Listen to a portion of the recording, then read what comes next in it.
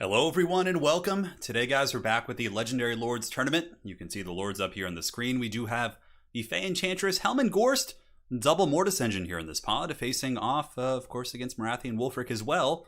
So it should be quite a bit of fun. I guess Morathi does have some nice AoE debuffs as well, so this pod certainly has some potential for big blobs. Granted, yeah, I don't know, Dark Elves probably not going to blob too much against Fey and the dreaded Gorst, man, but this is it, man. I'm excited. We're getting through this tournament. I think this is going to be the 7th stream we've casted out of, 17 in total. So quite a few more, but pretty much all the pods with the exception of 1 or 2 are finished playing right now. So we should be able to bang through these pretty quick at this point. Yep. How you guys doing? Staying safe? Griven wants Morathi to win. All right, we got some fans across the board for all these different factions. Fair play. Let's come on, Morathi. Yeah, how have the Dark Elves done? Have we had any other Druchii advance so far? We haven't seen Malekith. I don't think the Crone advanced, and I don't think that Lokir advanced either. Lokir was close, I think. Yeah, but I think we haven't had any Dark Elves advance on yet. So this could perhaps be the first. Will Ice Power Total War be the herald of the Druchii? Perhaps so. Samurai Warrior got here for the first game. How you doing? I'm doing great, man. Yeah, we just, Lady Turn and I went up to another town yesterday where we're looking to move, and they actually have much better internet than here, so that's quite exciting. But we did kind of a walkthrough of a potential house we're looking to rent. So pretty exciting stuff. Hopefully it works out. Put in the application. Now we're just kind of chilling and waiting. Yeah. Philip says, Cześć from Poland. Hey, I'm glad you enjoyed the content, man. Got a lot of cool stuff on the horizon this weekend. I'm going to be, I'm able to re-upload the Faction War, so that'll be going up on Saturday. And I was able to kind of solve that problem. And then also we'll be having a Tzeentch video go up this weekend. So I'll be doing a Tzeentch speculation video on the upcoming Warhammer 3.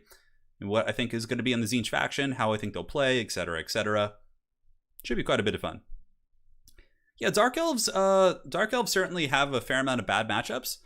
I'll be curious though, because Ice Power is a very strong player. He's been playing quite a bit lately. I've seen him playing in the Anticity ranked ladder, and of course doing very well in tournaments. So I'm sure with Morathi as well. You have to remember too, the fact that certain factions in this tournament are locked to specific lords does kind of change balance a little bit. Not too much here because Fey Enchantress is probably the best pick for Bretonnia. Norska, Wulfric is hands down the best pick in my opinion. And, you know, Hellman Gorst certainly not optimal, but, you know, he's a Mortis Engine still. Gonna be a little bit scary for Hellman against Bretonian archers as well as Dark Elf, maybe Repeater Crossbow Cav and things like that. But still, some pretty powerful lords in the spot. And honestly, Morathi is like, I don't know, in my opinion, I think Morathi is the best lord for Dark Elves. That's just my 2 cents. I really like her debuffs, her mobility. She's got anti-large, she's got armor piercing. She's doing good. She is doing good indeed.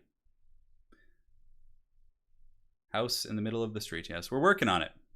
The player with the most coffee, you know, Aristodemos, I had to stop drinking coffee, man. It actually makes it a little bit harder to cast too. If you're like doing like really aggressive casting and speaking quickly, like if you have a lot of coffee, it kind of dries out your throat and can make it a little bit trickier. I've noticed that like a lot of streamers who drink coffee, usually their energy, it's not like purposefully slow, but their energy is like, or the energy of the stream is a little bit more calm. Yeah, so they can get away with it. You know, if I was just playing like something really, you know, like a card game or something, I would totally enjoy some coffees. What suburb are you looking to get a house in? I recommend the Altdorf outskirts. Yeah, so we have some really strong players, of course, on the Dark Elves that are remaining. We have Ice Power Total War here on the Morathi, and then we also have Xiphos playing Malekith. So we'll be doing the Malekith group soon. I think the next one, I think people really want to see Tretch Craventail. I've gotten a couple messages about that, so I think the next group we will do will be the Tretch Craventail group. But we'll see. Tom Neck, it's going well, man. Thank you for asking. All right, so let's go ahead and waste no more time. We'll get into the first game here, which is going to be Hellman Gorst versus Norska. All right, this should be fun. So King of the Dead facing off against Wicked D. So Wicked, of course, is championing Hellman Gorst here, and King of the Dead is going to be the champion of Norska. Yeah, I pity you, Turin. I felt the same while giving a seminar talk today. Yeah, for sure. Bond, no, I didn't see that. Who wins that fight? I think Darren Till defeats Mike Perry for sure. Yeah, that's just my 2 cents though. We already had a Hellebron group. Yeah, Hellebron already played. You can go back and watch that one. I'm not sure what group it is, but if you go to the playlist for this particular tournament series, you're going to see her in the thumbnail, and you can go back and watch her games. There was actually some really good games. What's up, Poison Ducky? We got Poison Ducky in chat, the champion who led Eltharion the Grim to the next group stage. Quite awesome indeed.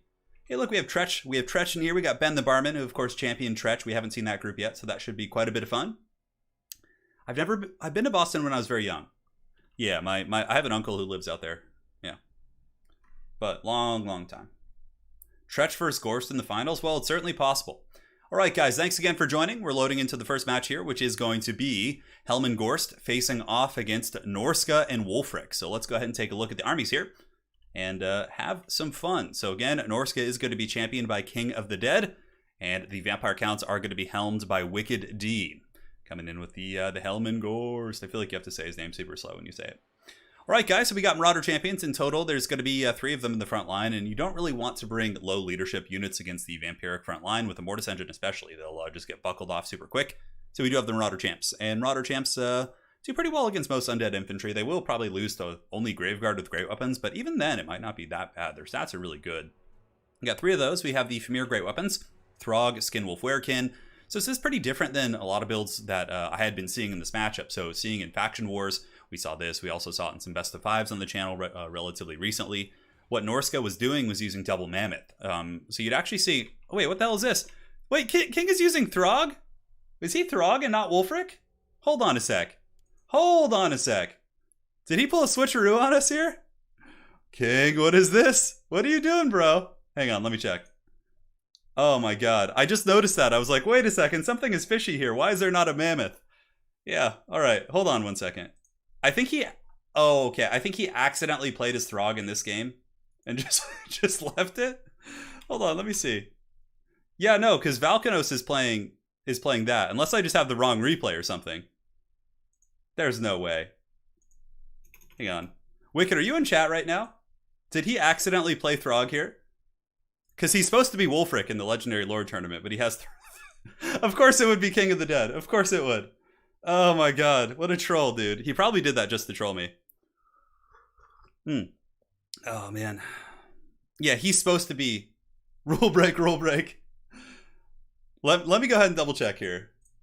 I know Wicked is still online. Dude. Alright, we're getting to the bottom of this. I actually don't care that much, but it's just like, it's just funny. Just, of course, King of the Dead. Of course it would be him. Neither of them realize that could very much be the case. Like, if you're just, you're just playing, you're enjoying yourself, and you don't notice. Because Throg is good here, but I think Wulfric's probably better, like, on the Mammoth, to be honest. Like, you have the Sea Fangs, you got Hunter of Champions, he can really stomp all over Gorst. Throg doesn't have quite the mass of a Mammoth, so he's going to have trouble getting through there. We'll see. I see Wicked in chat right now, but I don't want to, like, jump in and interrupt them. Oh my god, that's so funny. No fun allowed, not in my group. We should get Throg on a Mammoth. Yes, that's the fix. Or we could actually go into the game and have Throg ride the Giants. I'm just making sure I have like the right replay here. Okay. Okay, let's see what he says. Hey Ben, I know you're watching the stream. You're in chat with him. It's fine. All right, I just wanted to make sure this was the actual replay from the stream. All right, so King of the Dead pulling the classic. It's either a lag switch. Yeah, no worries. It's so haggard, dude. Oh my god, I love it. All right, well, Throg is substituting in for Wulfric in this battle, guys. Sorry, it's just the way it's gonna be. All right, so if we look at the Norskan army here, guys. Front line's going to be champs, backed up by Famir great weapons. We do have a giant, of course, and obviously you want to be able to play the monster mash against like Vargulfs, different things like that. There's also a Skinwolf Werekin, so clearly a fair amount of anti-large. But the very meta thing is, of course, that you see the Warshrine Mammoth stacked with Wulfric, and then you get insane leadership. You can grind against the vampires, and it basically just comes down to like who gets the better monster mash. William Lang, I stole this from King of the Dead and giving it to you as the fine for the massive rule break. Thank you so much, William. I really appreciate that. Lich109, thank you for the $5. You should let somebody play as Tamir Khan. Oh, dude, yes, exactly. Yeah, Lich, that's good. Because he can possess them all, yes. It's the correct replay. Okay, that's all I'm asking. We got Javelins in the back as well. So Javelins, of course, should be quite good. And this is, I think, more of a tech piece against Hellman Gorst. Normally, like a Vampire Lord could fly over your head, drop zombies on top of these easily, but Gorst can't quite get back there very easy. So I really do like this tech here from King. Now, from the front line here for the Undead, it's going to be Zombie Nation. Of course, if you're going for a Mortis Engine, that thing can pretty much kill all the infantry on its own. You just have to win the other engagements. We got Cryptors as well, triple, and I really love this from Wicked. So what he's doing is he has the Cryptors quite literally as a bodyguard for Hellman Gorst. So basically these guys can just, block javelins and arrows and other things that are coming for him. It's hilarious. I love it. Double Cryptor, we do have the Vargulf, and on the flanks we got Black Knights, you got Blood Knights, and then more Black Knights over here. So 1 Blood Knight in total with the Vargulf support and the Cryptor blob. It's funny, you have one job in this tournament. You literally are there to represent one Lord King. You come in here, you just pick the wrong Lord. Oh my god, what a meme. Yeah, we can just pretend that Wulfric is like the Skin Wolfwerkin. He's having one of his rougher days. Just keep calling Throg Wulfric, you got it, no problem. So the army will be advancing in, Fireball going downtown, probably going to be going after the Vargulf. I'm surprised not onto the Hellman Gorst here, but it does actually pick off 4 Blood Knights, certainly not bad. There's a wild-ass Necromancer running in here. Looks like he's going to be dropping a summon, which is good. Gets a summon on top of the Marauder Hunter Javelin, certainly quite nice. And now the frontline battle is underway. Marauders have forced a screen here against the Black Knights who are looking to charge in, but King, of course, does have the Famir with great weapons, which could easily put some serious hurt on those guys. And the Vamps and Hellman Gorst just kind of waddling towards the front line. Looks like the first Burning Head is going to be going down, but it's just zombies, but still it helps to get rid of the chaff for sure. But the Burning Head kind of drifts the wrong way, so really he just used probably an overcasted Burning Head just to get like 75 gold worth of value, which is a little bit unfortunate for him. Now in the backfield, Wicked coming in with a big overload here. You can see the Dire Packs moving in, the Black Knights. We do have the Vargulf. We got the Blood Knights. Just a super, super heavy push. Also, Scabscraith going down. Didn't do too much. Scabscraith doesn't do that much against armor. But now you can see Javelins have been throwing in, but Hellman Gorst's personal bodyguard. The Cryptors have been tanking all those shots. And so far, Gorst hasn't taken really any damage, which is quite nice here for the Vampires. It has allowed him to, keep getting that Mortis drain and bringing down the champions, also draining these Javelins and draining these other champions here as well. Now this dive probably went a little bit better for Norska. They took very little damage on the Marauders, and you can see that the Blood Knights took quite a beating, but the Vampires have a little something called the Invocation of Nehek, which is quite scary. And oh, look at this. Going for the isolation on the Greater Conan Wolf here. You can see the Skin Wolfwerkin being attacked by the Vargulf. The Vargulf will constantly knock over the Werkin. That's the annoying part of that duel, but in a vacuum, the Skin Wolfwerkin should win that. Anyways, back in the center mass, we got the Giant clubbing away on the Cryptors, but Hellman Gorst is definitely Tokyo drifting through the battle lines. These Marauder champions are quite damaged. You can see that so far Wicked has been able to break most of the Javelins off. I think all of them. 1, 2, yep. All 3 Javelins are gone. So now the only way that the Norskins can deal with Hellman Gorst is to push through a blob of healing Cryptors, which is very, very nasty for sure. So like he's going to have to get through these. Skeleton Spears. Obviously a ton of cavalry. Wicked is doing a very, very good job chasing down all these like scraps around the battlefield here. He's punishing King for picking Throg instead of Wulfric here in this first game, which is quite hilarious. Ice Power Total War totally makes sense. I can see that happening. So the Giant's getting some nice attrition damage here from the Undead. Of course, Skeleton Spears nearby and poison being applied by the Cryptors is extremely cost effective here. And Wicked pretty much is cleaning up all the scraps that he can. So going for the loose assets here. Certainly, I would imagine, will then take out the Marauder Hunter Javelins, using some of the Dire Pack and or the Black Knights. And I think he still has the Blood Knights too. A Blood Knight rear charge here. So if you got the Blood Knights around the back of the Famir or the Giant just like hammered in, that would be really, really powerful. So it looks like the Blood Knights do get a partial charge. Kind of caught up on some of their own zombies. A little bit hard to see there, but the Dire Pack, again, doing quite good. They have a decent melee attack there at 34 and can get some work in with their charge bonus. This is certainly looking favored for the Hellman Gorst. He's draining down a lot of really expensive infantry, and the rest of the Norskin army is very surrounded. And Giants have good leadership, but very low armor. So even like Skeleton Spearmen poking with their anti-large bonus. God, I hate these little symbols so much. God, like, look at it. I can't get rid of it. Can't get rid of it. Get out of here. I have to find a way to turn those off. Anyways, the Black Knights, chasing off the missile pieces, which pretty much free up Hellman Gorst, and he's just cackling all the way to the bank. We'll give you a good old proper Hellman Gorst cackle as he continues to drain this entire Norskin army. Good isolation here by Wicked. He's able to get the White King to punish the Sombran Sorcerer of Fire, which does remove one of the last potential lifelines, which would be a big Burning Head. Because again, if you could clear all the Skeleton Spears and zombies, that would free up the Giant and some other assets in this army to do some heavy lifting for sure. And here, the Shaman Sorcerer running for the hills, and your boy Hellman Gorst just moving in, man. He's waddling, and I don't think there's... Yeah, the Cryptor mass has been really powerful this game. Like, Hellman Gorst's personal bodyguard, it looks like he still has 2 left of the 3 he brought, which is very, very strong. And now we quite literally have a battle of the Bastard Surround. So if you look here, the Norskins are like surrounded and just can't escape at all. Cryptors are very, very hard to push past, especially when they're poisoning you and dragging you down. The Big Giant's trying its best to take them to Pound Town, or Pound Land, as they say in the UK. And, sorry, that's my new favorite joke. It's just so cringy. Also, Hellman Gorst is healing a lot of stuff here. You know, the Mortis Engine effect, I believe. Or does he just do damage? I can't remember if he has just the damage, or he also has the healing variable that the Mortis Engine does. But here, the Norskan Giant at 25 leadership, the Vargulf happily cycle charging. Ronnie, thank you for becoming a member. Welcome to the Dukes of Haggard. Definitely need to shut down the Marauder Hunter Javelins out here if you can. Those guys sitting and throwing at Gorst or anything could be quite problematic. Yeah, Wicked doing a really good job controlling the outer battlefield right now. Anything that comes back, he's just punishing it. That's why you often see Norska go for those like super heavy leadership builds, because this kind of thing can happen. If you go with Javelins, they get compromised. It's so hard to protect them against Vampiric Cavalry, and you pay the ultimate price. And Pound Shop, yes. And don't forget Pound World. There's a Pound World in the UK. That's some serious stuff, man. That is some serious stuff. Turin, was there a struggle to find players for some of the less meta? No, not really. Not really. Obviously, in this tournament, there's a fair amount of discrepancy in terms of, like, you know, skill between some players and some groups, but, you know, it's a very casual, fun tournament, so it's not the biggest deal in the world. You know, there's only so many soothsayers out there, right? There's only so many.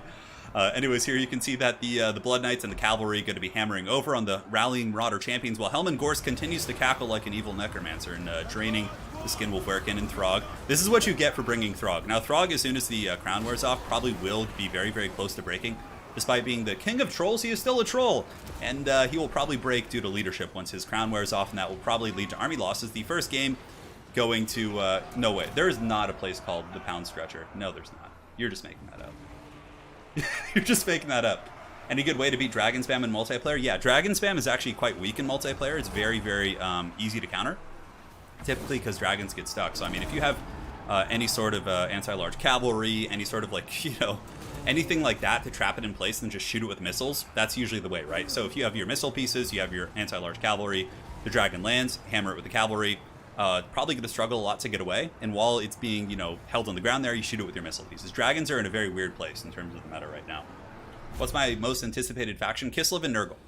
Well played to Wicked D, claiming victory against the usurper king here, trying to bring the troll king. He's supposed to represent Wulfric here. Hopefully in the other replays he actually plays Wulfric. If not, you know, it's just a huge meme, whatever, but it is what it is. Crazy K command flies. Surely it's unfair having the Gorst play in this tournament. Gorst is OP. Pound Stretcher is real. Damn, dude. That's some that's so funny. Oh my god, Turin, Pound Stretcher is real? Really? That's so good. Oh my god. It's real? That's so funny, dude. Yeah, no, I know. It's like stretching out your dollar, but, you know, in the childish, like, you know, context of of the whole word pound, it's like, you know, it goes places. It's a legit chain. Damn, dude. It's so good. All right, so Hellman Gorst did pretty good, 1,200 value, but really the MVP was Wicked coming in with the dreaded Crypt Horror Bodyguard blob. Though they didn't do the most damage in the world, they all more or less, actually most of them paid for themselves. They were able to protect from the Javelins initially, which could have killed Gorst potentially, right? And then from there, the Vampires were able to use their cavalry and their superior mobility, really just to harry a backline that the only defense that backline had was really one great weapon. Aside from that, the Javelins were very undefended, right? You had to, like, use like Haggard Marauders to take charges from like Black Knights and Blood Knights. That's not going to work. Too many expensive things in this army, not enough to protect the Javelin line. If you're going to go Javelins, you probably cut the Werekin, you get a second Famir Great Weapon. You need more stuff back there to hold those charges, because he just didn't have the assets to stop the cavalry charges. Ephraim Va, thank you for the fiber. Hey, handsome, looking forward to the Faction War Saturday. It's going to be coming out on Saturday. I was able to download it, and I will be re-uploading it on Saturday for you guys. How do you think Kislev will be in multiplayer? I think Kislev is going to have a high skill cap. I think they're going to be fairly micro-intensive, because they're going to have a lot of squishy stuff. Kislev is like not quite like their cavalry. I think Kislev will be like an Empire. It's going to be like Empire, but a little bit maybe more lightly armored, but maybe a little faster. Hard to say. I'm very excited for Kislev. What is a good starting faction for someone in multiplayer? Greenskins are really strong, honestly. Greenskins are strong. They're fun to play. They have a high skill cap. You know, you can play tanky builds, you can play wide builds, and they're like all pretty viable. Yeah. All right, guys. Nobody tell Turn about the UK's premier line of tools. What's it called? You got to tell me now. You got to tell me. You got Gorsted. All right, let's go ahead and load in here, guys, and get ready for the next match. So currently, Hellman Gorst is 1 win, no losses, and Norska, who has betrayed their lord, has gone down to 0-1 so far. So we'll see how this goes. All right, so let's go ahead and get rid of that game here, and we can prepare for the next one, which is going to be an epic duel between Bretonnia and the Dark Elves. So it's going to be Ice Power Total War on Morathi facing off against Prussian Prince on the Fey Enchantress. Two very strong lords for sure. Arguably, I think Fey Enchantress from a cost effectiveness standpoint is probably one of the strongest lords in the entire game. Yeah. Mom, can we have Wolfric? Yeah. Yeah, Kislev is going to be interesting. Like, I think Bear Cavalry will probably be more of an anti-infantry piece. That would just be my guess, but we'll find out. We will find out. So now we are in the second match here. Thank you so much, the Melee Slan. When we seeing my boy Tic Tac? Soon. Great content. Recently enjoyed all the high free plays. Of all the meme lords, Tic Tac Toe probably has some of the best chances of winning the tournament because Falcon's playing Tic Tac Toe. So that's very, very scary for sure. All right, guys, so here we are. We have Bretonnia versus the Dark Elves. It's going to be peasant mobs into the sunset, backed up by Pox Arrow Archers. Very, very cost effective. And of course, he does have Questing Knights, which trade very efficiently, not only against Druchii Infantry, but also against the Druchii Cav. And that's one of the reasons, aside from Fey Enchantress, why this matchup's so hard. We do also have Double Paladin, Fey Enchantress here, and Trebuchets. Trebuchets are good because there's a couple ways Dark Elves can play this. Obviously, you see one way here, which is a little bit wider, a little bit more of a dynamic build here from Ice Power. But the other way that used to be somewhat common is seeing like halberd boxes and just kind of haggardness like that. But the Trebuchets counter the halberd box, and so does Fey Enchantress. So it's kind of a tricky pickle. So for Ice Power, he's got Morathi, he's got double Manticore, which is certainly good. You can like snipe the Fey Enchantress, you can snipe the Paladins. It's a touch and go though, for sure, because Paladins also trade well against Manticores. Got a couple Dark Shards in the back, Bleak Swords in the front, and Scourge Runners on the flanks. No Repeater Crossbow Cav. Certainly quite a rare sighting here for Druchii, but obviously Ice Power is an extremely good Dark Elf player and knows what he's doing, so we will see how this goes. So first, Scourge Runners. Maybe looking to Tokyo Drift in here, taking a couple Fire Arrows. Oh, interesting choice seeing Fire Arrows. Maybe that's an option against a Hydra pick or some sort of a monster like that. So a couple Peasants are rode over by the Chariots here, but they got to be careful not to get caught by these Questing Knights. So they do have good mass, of course. Should be able to escape with proper micro here, and you can see that, yeah, Ice Power is pulling those guys back. Now on the other side, same thing's going down, so two groups of Peasants do take a little bit of free damage here, but again, this could be the Troll Toll getting paid here. These Questing Knights are catching those Scourge Runners relatively effectively, but it looks like Morathi's Goon Squad's going to be coming over, but Prussian Prince senses the pressure there and does pull back. So certainly not bad. Earthblood going down as well. And I'm curious to see if the Questing Knights maybe turn in fight here. Probably not. Morathi's debuffs are very nasty, and I don't think they want any bit of that. So in the front, Questing Knights pushing in. Skullagrim, thank you for becoming a member. Welcome to the Dukes of Haggard, and hopefully you're enjoying the stream so far, my friend. Really appreciate the membership. Dark Shards ripping some nice shots, able to get some damage on the companions here, and also a nice countercharge by Ice. Nice Ice Baby, able to hit those companions and push them back. But so far, it seems like Bretonnia getting some really nice harass here. And oh yeah, this is pretty painful here. A Scourge Runner being caught, they're not cheap. And the Questing Knights, of course, have great AP and can really punish these things. Might even be able to kill a Scourge Runner model, so that's a little bit unfortunate for sure, but we'll see if it really becomes a huge factor. Bleak Swords moving up to fight the Peasants, but now being rear charged by the Companions. Here, some very, very nice Bretonian play for sure. Able to bounce back and forth and escape a lot of the pressure, but the Cold Wind Knights will pick off a couple of those Companions, and now we have a very, very big blob fight. So we have Fey Enchantress against the Manticore Goon Squad. We have a Soul Stealer against the Mist of the Lady. This is a really, really big decisive moment. And you can see, oh no, Morathi actually takes a ton of damage from the double Paladins right there and is going to be forced back, which probably will give this fight to the Bretonians without Morathi's debuffs there. The Manticores and the remnants of these forces, the Cold Wind Knights and all those other assets are pretty much just going to be crumped by the Mortis Engine effect. And of course by the heroic presence of the double Paladins, who will be able to easily kill the Manticores. So that's a pretty big disaster for sure. Morathi going into the can that early. She might come back here, most likely will, and there she is. Nonetheless, balance of power is Bretonnian favored at this point. The Dark Elves are pushing through with some Bleak Swords, which is certainly nice. We got a couple Dark Shards that appear to be moving up, but haven't been able to expend too much ammunition. There's not too many great targets aside from the cavalry, and it seems like Prussian Prince is doing a good job keeping his targets out of range. But Morathi's back in business, going in for the final hoorah here. If Morathi could kill Fey Enchantress, pop a Soul Stealer, and escape, that could perhaps be the recipe for a comeback here in this game. So it looks like there's going to be a Soul Stealer going down. Pretty good. It will nuke the Companions. The Fey Enchantress actually gets broken as well, so giving it right back, but it looks like the Fey Enchantress is able to escape. Now this is, like I said, a decent opportunity here, but I'm afraid that for the sake of the Dark Elves, that the Bretonians have too much support. They have the Companions, they have the Spears, they got a lot of nastiness here, whereas the Druchii don't have as much of a presence. Now in the backfield, Bleak Swords chasing down some Archers. We do, of course, have the Dark Shards getting a little bit caught up on the Spearmen at Arms. And certainly a nice scrap here. Breaking the Fey Enchantress is very strong. I think Morathi could potentially go and maybe hunt down the Fey Enchantress here. Maybe so. We will see. But it looks like Marathi's pulling back right now, maybe opting to chase his cab, but I think now she's got her sight set on the Enchantress. Now, overall, the blob fight probably did slightly go to Bretonnia. Both players certainly had a beating on their lords, but, I guess the Manticores might actually come back. It's hard to say. But Bretonnia being pressured pretty good here in the back. Dreadspears chasing down the archers, being intercepted by peasant mobs. But yeah, there's still a couple trebuchets online which are shooting, and still some questing knights as well, which have done a very good job against the Scourge on our chariots. And Balance Power is Bretonnian favored. It looks like another Soul Stealer coming in from Marathi. That could be quite good if it hits that Paladin. It looks like, and the Paladin does get hit. Certainly very, very good. Able to hit the companions and break up some peasant mobs and some basic questing knights as well. But it's going to be hard for Druchii to come back here. Looks like both Manticores at some point may come back. There's one in the far distance. There's also some dreaded tactical reserves here. There is the Scourge on her chariot and some spears. 69 spears, all right. The dreaded 69 dread spears. That's what I'm talking about.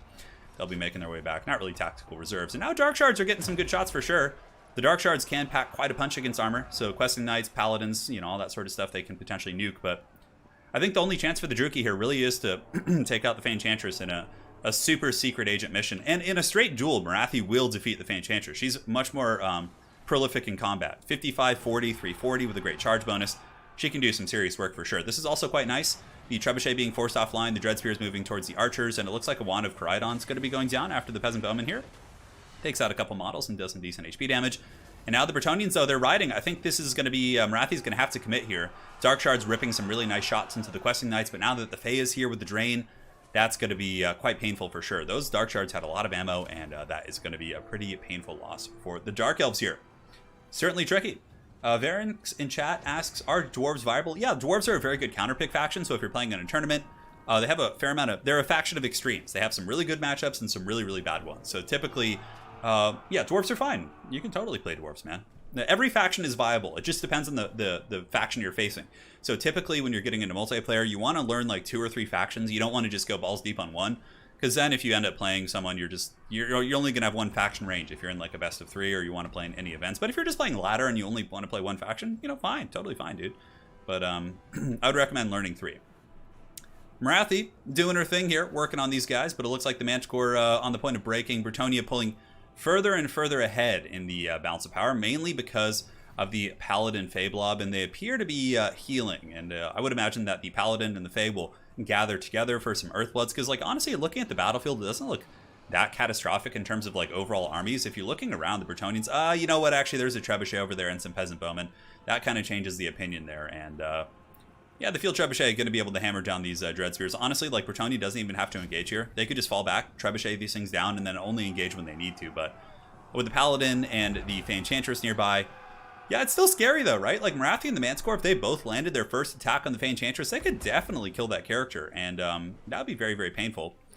Here we have a couple peasant archers coming back. The Bretonnians are very much like, if you don't completely stamp out their units, they come back in droves because there's just so many of them. Looks like the Trebuchet here, the Scourge on her chariot, going to be riding through and ramming into those knights there. Those brave knights of Bretonnia making a sacrifice for the lady to protect these peasant archers. See, that's the ideal Bretonnia. That's what it should be, right? Like the knights like sacrificing themselves to protect the weak. But it doesn't always happen that way. Usually doesn't. So Enchantress draining down some of the spears. It looks like Marathi's going for the kill. Soul Stealer going down. Enchantress does have pretty insane magic resist though. That makes it a little bit tricky. And now she's going to be charging back in with the Paladin, and she's going to get the jump with her bloodthirsty unicorn here onto the Feral Manticore, and it looks like it's going to be a tricky pickle, although one Paladin is broken. Balance of Power pulls back to the middle, man. It's quite a game. And will Marathi be able to carry this? I mean, Marathi, like I said, is a really good duelist, but I think she's out of Soul Stealers, so there's no more tricks in the bag of that hag, and it looks like now as the Manticore breaks, the Balance of Power does ebb back into the favor of the Bretonnians, and it looks like Marathi was not able to kill that Paladin either. The Paladin's back. There's a shit ton of peasant archers just all over the place. How's that Trebuchet doing? It looks like the Trebuchet was taken offline by the Dread Spears, which are now being focused by the archers, but they turned. Their silver shields are now front facing. Will they be able to rally? No, they are not. Those Dread Spears are going to get taken out. Now back in business here. 3 peasant archers shooting. We have a combination of pox and I believe fire. Fire isn't really going to have any relevance here in this particular situation, but yeah, it's looking like it's pretty much over. The Dread Spears on the ground are broken. The Dark Elves don't really have any support. The Manticore's running off the battlefield. There are a couple Dark Shards here that have rallied, only 20 models, but they're going to be rode down by these Questing Knights, most likely. I don't see those guys coming back. And without Soul Stealers and, big AoE nukes, Marathi is easily going to just get handled by the double Paladins. But if she somehow, some way had like a big soul stealer, maybe, but I really just don't see that happening at this point. So Dreadspear's being chased off, Peasant Archers finishing these ones, Marathi basically rallying the last unit she has. She comes back here to liberate the Dark Shards, and now we can do a little bit of fast forwarding as the players kind of move towards one another, but it's looking pretty grim here for the Druchii, and it's certainly, in my opinion, a tricky matchup, but it's doable for either side for sure. But there goes the Marathi flying in, looking. You can see right here, look at this, I love this. Prussian Prince splits all his units because he's very afraid of a Soul Stealer. That's pretty much like the only thing Marathi could pull. Like, if she attacks Fey Enchantress, hits her once, Soul Stealers, kills the other Paladin, like, that could be a 360 no-scope, like, I'm bringing the game back. But that is pretty much the only chance. Marathi now being peppered with arrows. This is certainly a very smart conservative play. And with that, you can see Bretonnia is going to be claiming victory. Very well played to both players, though. I mean, man, Icepower almost brought that game back a couple times with some good engagements. Prussian Prince also had amazing cav micro. In the early game, his cav pressure was all over the place, man. He was getting in, hammering, charging, getting value. It was just a great game, man. It was a great game. So, value on Fey is probably pretty good. 1,300, not bad. Paladin, 16 and 11. You know, honestly, if Marathi hadn't taken that huge damage early, could have been a little bit of a different game. 1,300, holy shit, those Peasant Archers went Super Saiyan, man. 600, 400, yeah, 800. Not really good value on the Peasants across the board. Companions did okay. The Bretonnia Cav was fine. They were more just roadblocks than anything, but yeah, that huge burst of damage kind of was certainly painful, because then Marathi got forced out of the blob, and the Dark Elves had committed a lot of stuff to that blob, and then there was no like support, there was no AoE debuffs. Marathi, of course, always an ace. 2,700 on her is really good, and the man scores didn't do bad either. Yeah, certainly not terrible. Well played to both players. I do think Dark Shards are the way to go here, but super... yeah, Dark Shards seemed like they were certainly threatening. They obviously, you know, can sometimes have trouble catching the Bretonnia Knights and being in proper position once the battle devolves to, like, open field, but... Ephraim Va, thank you for becoming a member on the channel as well. Thank you, thank you. And now, my friends, we're going to load back over to another match here. So far, we have the Vampire counts are 1-0. Bretonnia is 1-0, and the Dark Elves and Norskans are going to be scrapping their way back in this, I'm sure. So let's go ahead and load into the next replay. Yeah, Cold Moon Knights are, in my experience, usually a disappointment, but, you know, depends on the circumstances. All right, so that is the proper replay. We can get rid of that one, no problemo. So next up, we will do the Vampire counts versus... No, we'll do Dark Elves versus Norska. So this is going to be King of the Dead versus Ice Power Total War. Here we go. Fey Enchantress is certainly very scary. She is. So we're on the Pillar of Bone for this map. And yeah, it's going to be a small, scrappy battle, the way Norska likes it. Granted, Druchii can play this too. They can go with like halberd boxes and kind of play that style. So yes, and King of the Dead playing his correct lord this time. He is back on Wulfric. Goodness gracious, he's finally learned the ways. And let's go to the recordings and get ready for this battle. So if we take a look here at the Dark Elf army as we load in here, the Dark Elves are going to be coming in with triple black guards. So yeah, it's very much going to be, wow, and there's not even any repeater crossbows. But, you know, it's kind of cool because, you know, King is obviously very prolific at using hounds and pressuring backfield. So just don't give him anything to pressure. And it kind of makes the investment in like the Marauder Horsemen and like the hounds a little bit less efficient for sure. So the battle line is going to be triple Blackguard backed up by double Witch Elf and some Dreadspears. We do have Dark Riders here, here, and here, although these are Slanesh's Harvesters. So we do have double Soul Stealer, which is very strong, and Marathi as well. So basically, it's force Norskan to a blob against my Halberds. When they commit, countercharge Wulfric with Marathi, use Soul Stealers, live long, and prosper. So very, very cool indeed. Now for King's army, he's got triple Marauder Horsemasters. 3 of those bad boys certainly gives him some anti-air, and you know, though they don't have the best AP values, the Marauder Horsemasters can poke down the Blackguard, you know, relatively efficiently. It's not the worst thing in the world, but more so, they want to focus the Witch Elves and or Marathi if they can. For the rest of King's army, he's got Marauders into the Sunset. He's got Wulfric. Wulfric is super good against halberd boxes. The Mammoth has huge splash damage, can certainly kill a lot of models at once. Seafang is very powerful, and this guy does not mess around. Now we do have a Shaman Sorcerer of Death, who brought the Fate of Abuna. So yeah, if you Seafang one of these Blackguard and Buna another, you're going to be off to a really, really good start, man.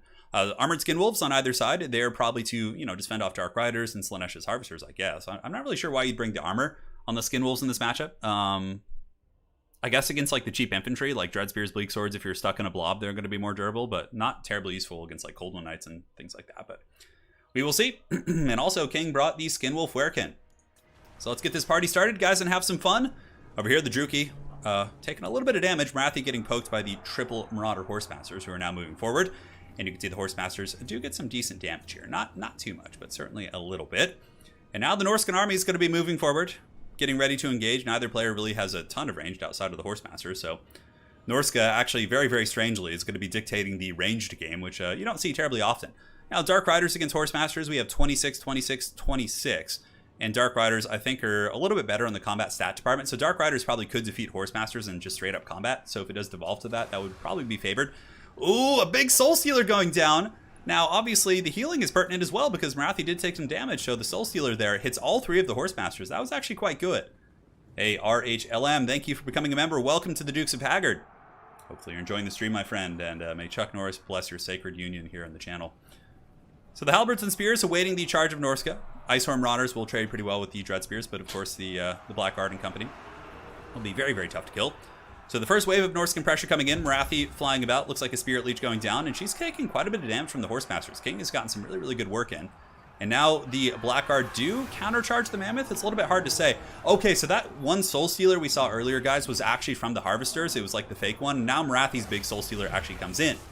So there goes the Sea Fang right there, a beauty from King of the Dead. He drops it on the Dread Spears and the Witch Elves. Granted, I think the Blackguard are more important because aside from the Mammoth, there's not really much in this army that's good against the Blackguard. The Blackguard will trade efficiently versus all these different units. Marathi a little bit cautious to get in there, understandably so. If she does land and Wulfric uses Hunter of Champions, it could be a little bit of a precarious situation considering her health is quite low.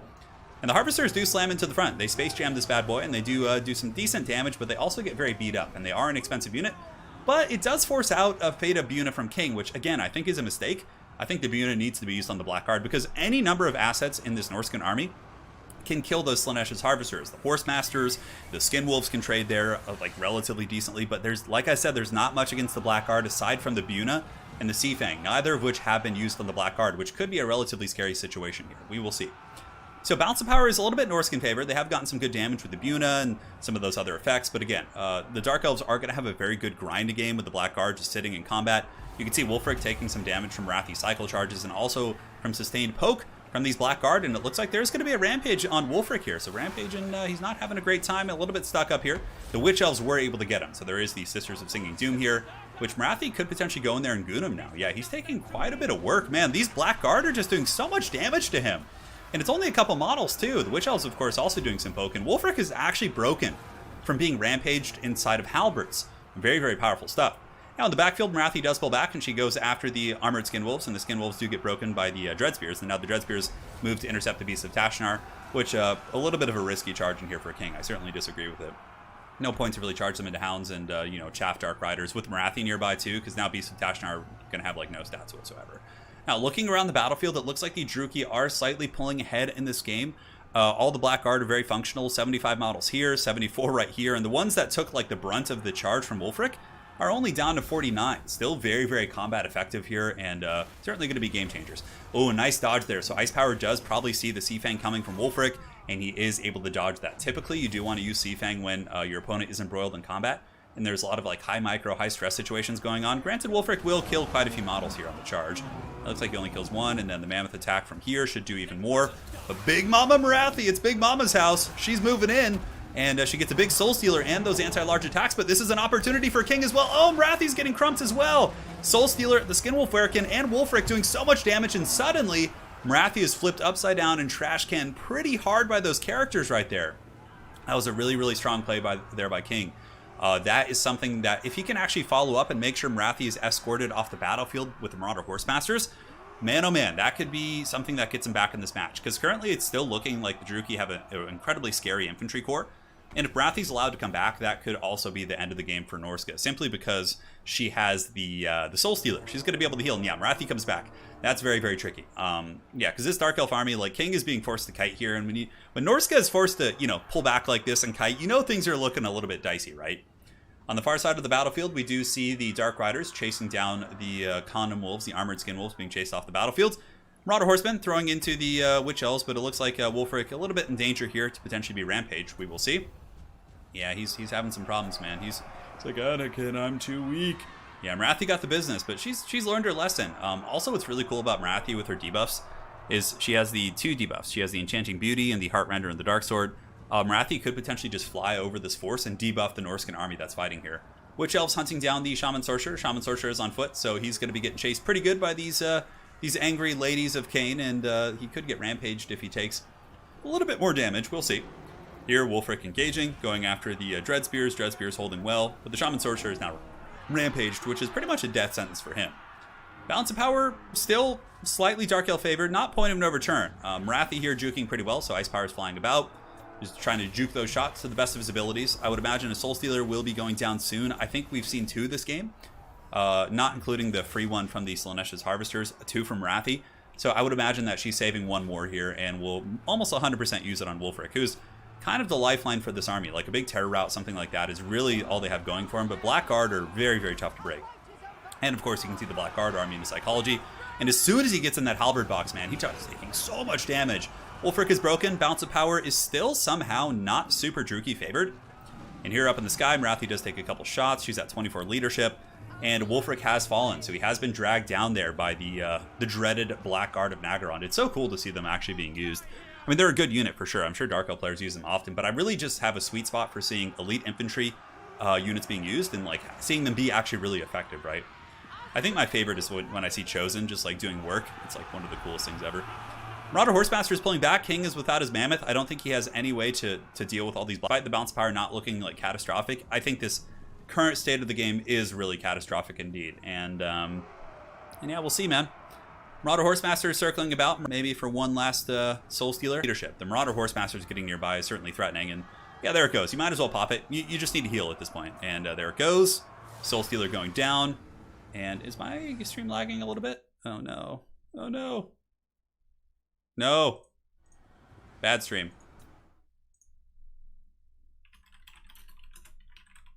No. Come on. Hold firm. Hold.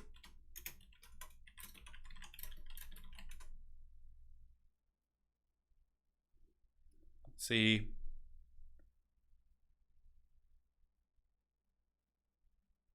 All right. All right, all right, all right. We're back. I think we're good. It was only a temporary spike, thankfully. Okay.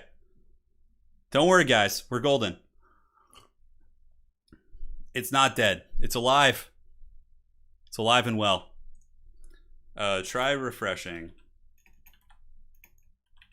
All good.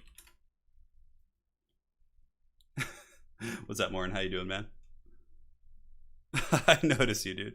All right, I think we're good. Yeah, it looks like it was just like not an actual outage, but just like a lag spike, which, of course, our god-awful City of Los Angeles infrastructure happily provides to us every now and then. Matthew Jar, thank you for the donation. Hi from the hellhole that is Texas. Don't know who to cheer for. Ice Woodsmen or Ice Elves. Oh, are you, yeah, you guys are having like brutal storms and like power outages and stuff, huh? Yeah, it's all fine now. All right, guys. Thank you for sticking around despite the lag. We're back. But really the thing that we did end off on right as the stream started is that there was a Soul Stealer on the Horseman. And just to heal up Marathi, because now she can go in. And really we can actually do a little bit of fast forwarding here. As the Black Guard are more or less just waddling. King's scrapping really hard, getting a Spirit Leech on Marathi actually. Certainly cool. But there's no way. There's too many elite infantry. They're all immune to psychology. All you have is like some Horsemasters. Marathi's flying overhead, which makes her combat stats pretty weak if I'm not mistaken. Or does she have to be grounded? I'm not sure. I'm not sure. King of the Dead did put a curse on this tournament. He actually put a hex on this tournament. Some sort of a foul witchcraft indeed. Spears are fighting. Marathi looking for some easy prey. Skinwolf Urkin is trapped amongst halberds, so she could certainly land and fight if she wanted to. Marauder Horsemaster is actually not doing a bad job. But, you know, the Skinwolf Urkin does count for a lot on the bounce of power, but you have to consider that his hard counters are here on the battlefield in the form of the Black Guard, right? I'm not going to be having a good time with that. Looking around the battlefield, we have some Witch Elves over here who've come back. Some Marauders, maybe. I don't think they're really going to make it back, though. They might get claws against that type of stuff. Oh, no. Is it lagging a little bit? Yeah, well, speak of the devil. No, we should be good. Why is everyone effing? It seems like the stream is fine. Oh, a little bit of lag? Okay, well. Anyways, that game is over, so we can just chill until the internet is fixed at this point. Yeah. I don't see any drop frames at the moment. Looks fine to me. I know. It should be fine now. Hang tight. Hang tight. Yeah, it's a short lag. So we'll chill for like 5 minutes here, guys, and we'll just like make sure that it's like stabilized before we continue on. Now, as far as the battle goes, we can still review this.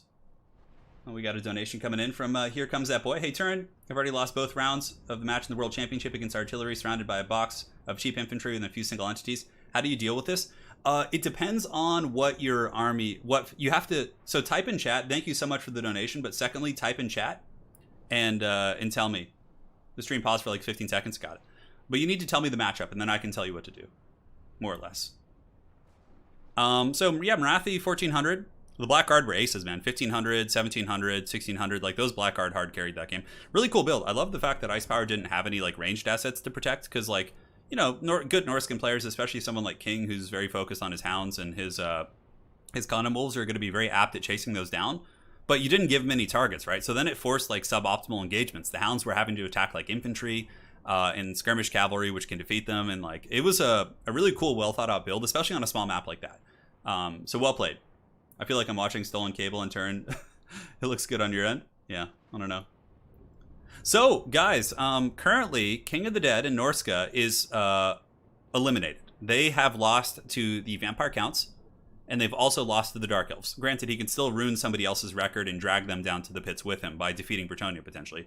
Ice Power is 1-1. So he has won one game and lost one game.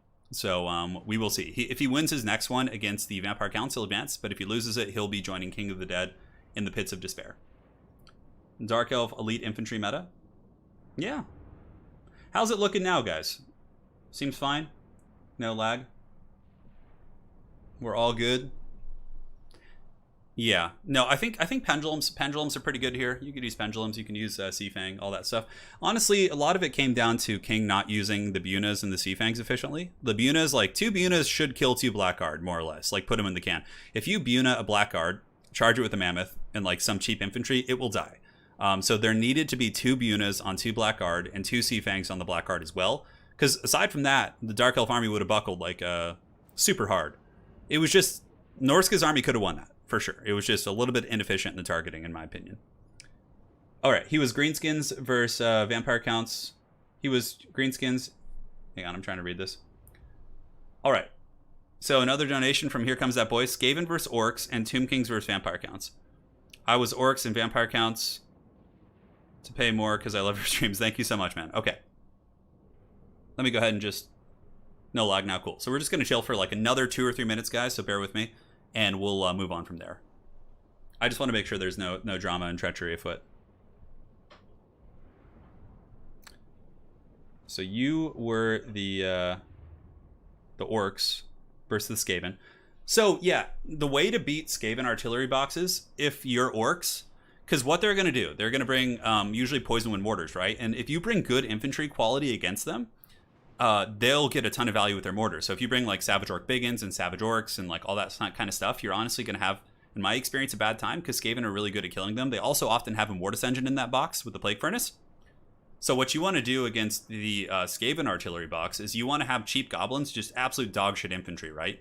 And then you bring things like Stone Trolls, you bring Goblin Wolf Chariots, Forest Goblin Spider Rider Archers, Grom the Paunch. So then, by bringing cheap, crappy infantry, you're heavily nullifying the value that his mortars and artillery is going to get. And then, you know, goblins will beat Skaven slaves. And then the Stone Trolls will defeat most of their, you know, big construct type things pretty well. And the Forest Goblin Spider Riders can shoot the Brood Horrors and their leadership. You don't want to give good value to their mortar play. Secondly, to answer your question about the Tomb Kings versus Vampire Counts, if you are playing Vampire Counts against Tomb Kings, what you want to do is you want to bring double Banshee. Double Banshee is very, very strong there. It gives you good stopping power. You also want to go... No, not Double Banshee. Sorry, Double White King. Because you bring Double White King against the Tomb Kings, and you have 2 Scab Scrates. You use those swords down their formation against their Tomb Guard, and you'll be able to win like all the infantry fights with Scab Scrates. And then aside from that, Double Vargulf is good. You also want to bring some like cheap mobility, like Fellbats, to disrupt their Shopty Grapos if they have them. But typically, just use Scab Scrates and grind them down. That would be my 2 cents. Yeah. Yeah. All right. Hopefully that answered your question. Yeah. Scab Scrape is really good, though. Scab Scrape is really, really good. Here, Samurai Warrior. I thought you were, hang on. Here we go. All right, guys. Now we're back in business. I think the lag has subsided. I don't say any more, and it's been a couple minutes, so we're going to go ahead and load into the next replay. Yeah, hopefully that, and honestly, here comes that boy. If you have more questions about it, just message me in Discord. And I can straight up give you builds too. Like if you want builds for those matchups, I have them. And I can give you the builds. You just shoot me a message in Discord and I can answer your questions in more detail. Not right after the stream, but later in the night, I'll be able to answer your questions. So, yeah. Correct. You can't have duplicate spells, but you can have like 2 Scab Scrapes. Yeah.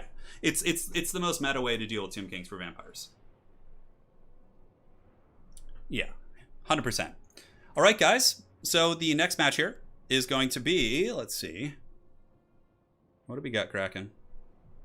Who do we want to do next? So we can do Norska.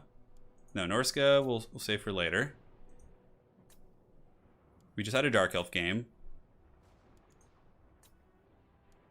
Okay. So we are going to do Norska versus Bretonnia. So we're going to do Bretonnia versus King of the Dead. Now, at this point, King of the Dead and his Norskans have lost. Yeah, Samurai, I thought you always were. So King of the Dead has lost 2 games. Prussian Prince has won 1 game. So if Prussian Prince loses this one to King, then there's a chance that he could perhaps lose his 3rd game and be eliminated as well in the Fey Enchantress. So this is going to be a fairly interesting match here. For sure. So here we are, guys. We're loading into the match. Let's do it to it. And have some fun. Thanks again for joining, guys. And sorry about the ye old lag that we had here earlier. We didn't cast this one, did we? For some reason, I'm like, no, wait, no, we didn't. No, it just looked so similar to the deployment to the first game we cast. I was like, wait a second. Yeah, we already had the group with the Red Duke. Now, for the Bretonnians, we have a huge battle line of the peasant mobs. Going to be a shit ton of those guys. You're on time, man. Battle Pilgrims in the second. Battle Pilgrims kind of an interesting choice. Gives you a more sustainable front line. Battle Pilgrims actually have really good leadership. You can see with all the positive variables that are in place here, the Battle Pilgrims are rocking 89 leadership. So this is what I'm talking about. Though King has lost his first 2 matches and is pretty much guaranteed to be eliminated, he could actually drag the Bretonnians down to the pits with him and make it a much more stressful group stage for them. So we will see. So Peasant Bowmen with the Pox arrows, looks like we have 1, 2, and 3. 1 fire arrow. They're actually probably against the Condom Wolves. In the back, we have Questing Knights. So Questing Knights, and Questing Knights, including the Companions of Quinel's. Double Paladin, Fey Enchantress, of course, everyone, their mom and their dog and their cousin and their pet hamster is going to be using that because it is the most powerful way to play Bretonnia, I should say. Now, for the forces of Norska, Norska is out, but certainly not down. He's got the basic Marauders, Icehorn Marauders. Triple Famir with Great Weapon. All right, guys, check that out. The Famir with Great Weapons, of course, trades super well against Bretonnian heavy cavalry. This is very much like an old school way of dealing with the Bretonnians. We have Horserick. Guys, we got Horserick the Wanderer up in here. Check this out, man. We got a Skinwolf Werekin. King of the Dead just has an absolute thing for these Skinwolf Werekin. You see them in every replay he brings. It's crazy. Shaman Sorcerer of Death with Buna. This is like such an old school build in some way. The Wanderer. So that's it. King's Army, very, very elite. Very tight here, and we'll see how this goes. Oh my god, is it lagging again? No! Hang on a sec. Paused game. Hang tight.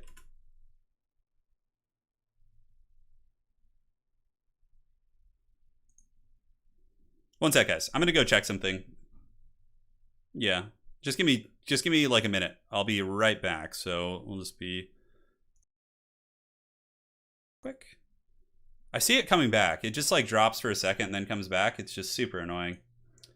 For some reason today, I had a feeling before I streamed today that I was gonna run into some lag issues. So I'll be back. I'm just gonna check something on my router.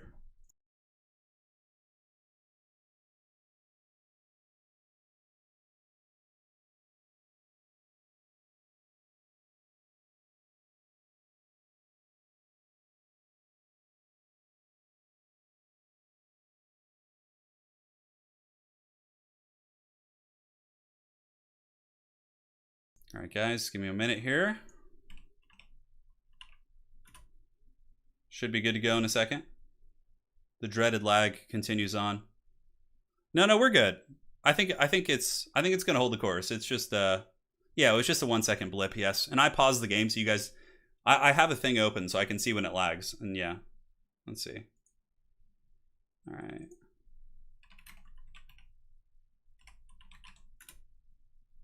Okay.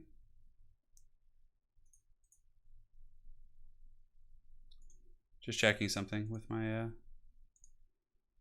ye old browser here.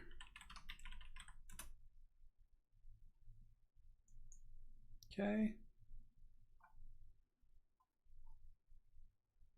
I might have to lower the bitrate or something. I'm not sure. No, it's steady right now. It's totally fine. There's no lag at the moment. I've just paused the game while I double check a couple things. So, yeah.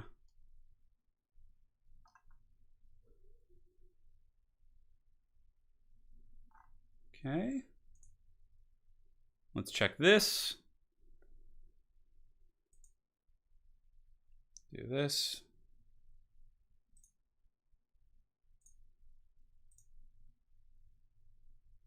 All right.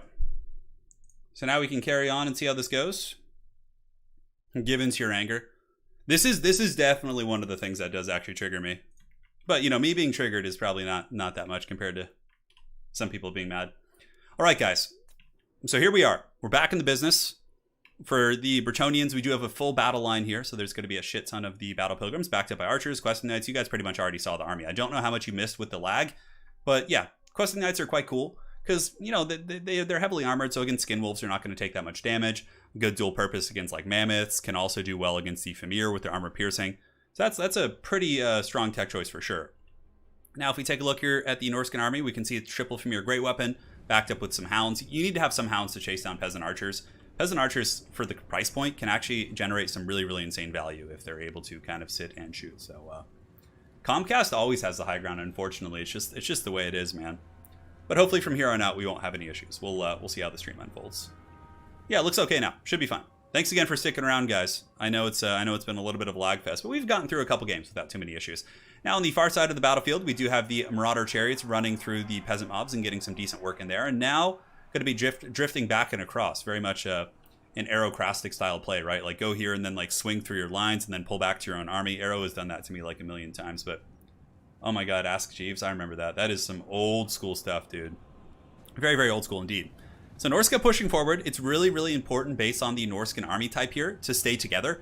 If they get disconjointed at all, if they overchase with one Famir, you know, go after a horse and get picked off in open field, they will lose this game. For Norska, like I said, they need to stay really tight.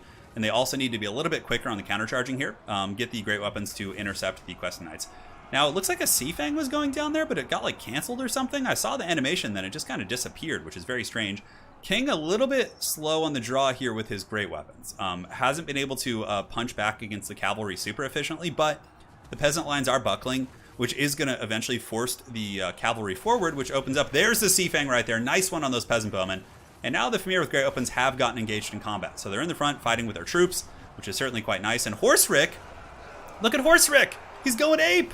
He's doing so much damage against the Fey Enchantress. So the Condom Wolf and Horserick are tearing apart the Fey Enchantress. Despite the physical resist, they're getting in there with a ton of damage. And you know what? That could actually be a pretty crazy quick victory. Also in the back line, you can see that some of the Norskan Warhounds have gotten into the archer line. So these peasant bowmen are being feasted on.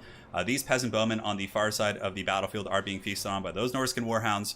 And shit is getting absolutely crazy across the board. The Norskan Warhounds will finally be intercepted by some questing knights, but not before they tear apart quite a bit. And the Fey Enchantress, was she able to escape? It looks like she might have gotten dragged down to the void. I think the Fey Enchantress actually did die there. And without the Fey Enchantress's Mortis engine, it's going to be a much, much harder fight here. Because the Werekin and Horserick the Wanderer can probably go in there and, you know, potentially finish off the Paladin. Sorry, all those like 90s internet references you guys are making me laugh. So here comes the Beast of Tashnar. Still alive, probably going to finish off these guys. King chasing off the Fey Enchantress. So here she is, getting corralled by these Norskan Warhounds. Also drained. That's kind of... I feel like when something is broken, it shouldn't have the Mortis engine effect. Like, although I guess in lore, the Mist of the Lady wouldn't just disappear, right? Because she's like on the run. Yeah, I don't know. Just a strange thing from a balance perspective. Now here the two paladins were able to put some hurt on the Skinwolf Werekin, but Horserick continues to fight them, and now he does have a little bit of support from the Famir with great weapons here. And they're getting some hurt in there. Now as far as the Bretonnian infantry goes, they still have a lot of battle pilgrims fighting. Yeah, but the Fimir with great weapons, I think all three of them are in okay shape. These ones are at 11 models. These ones are at 11 models as well. And King Agizal, thanks for becoming a member. Really do appreciate that. Welcome to the Dukes of Haggard, my friend. Hey, Chuck Norris, bless your entry here. So the Fey-Enchantress did get rallied by those questing knights, but then another group of hounds intercepts. And these are no mere hounds. These are the beasts of Tashnar, the mighty beasts of Tashnar. And they went over there and they were able to do a little bit of poke, but at the end of the day, the Fey-Enchantress is rallied. So that is certainly a breath of life back into this Bretonnian army. Granted, Wulfric, Horsric, and the Skinwolf Werkin have been able to dominate these paladins. This paladin being spirit leeched, he's actually shattered. The Skinwolf Werkin still has a lot of room before its healing cap. It actually looks like King of the Dead might be the party runer here.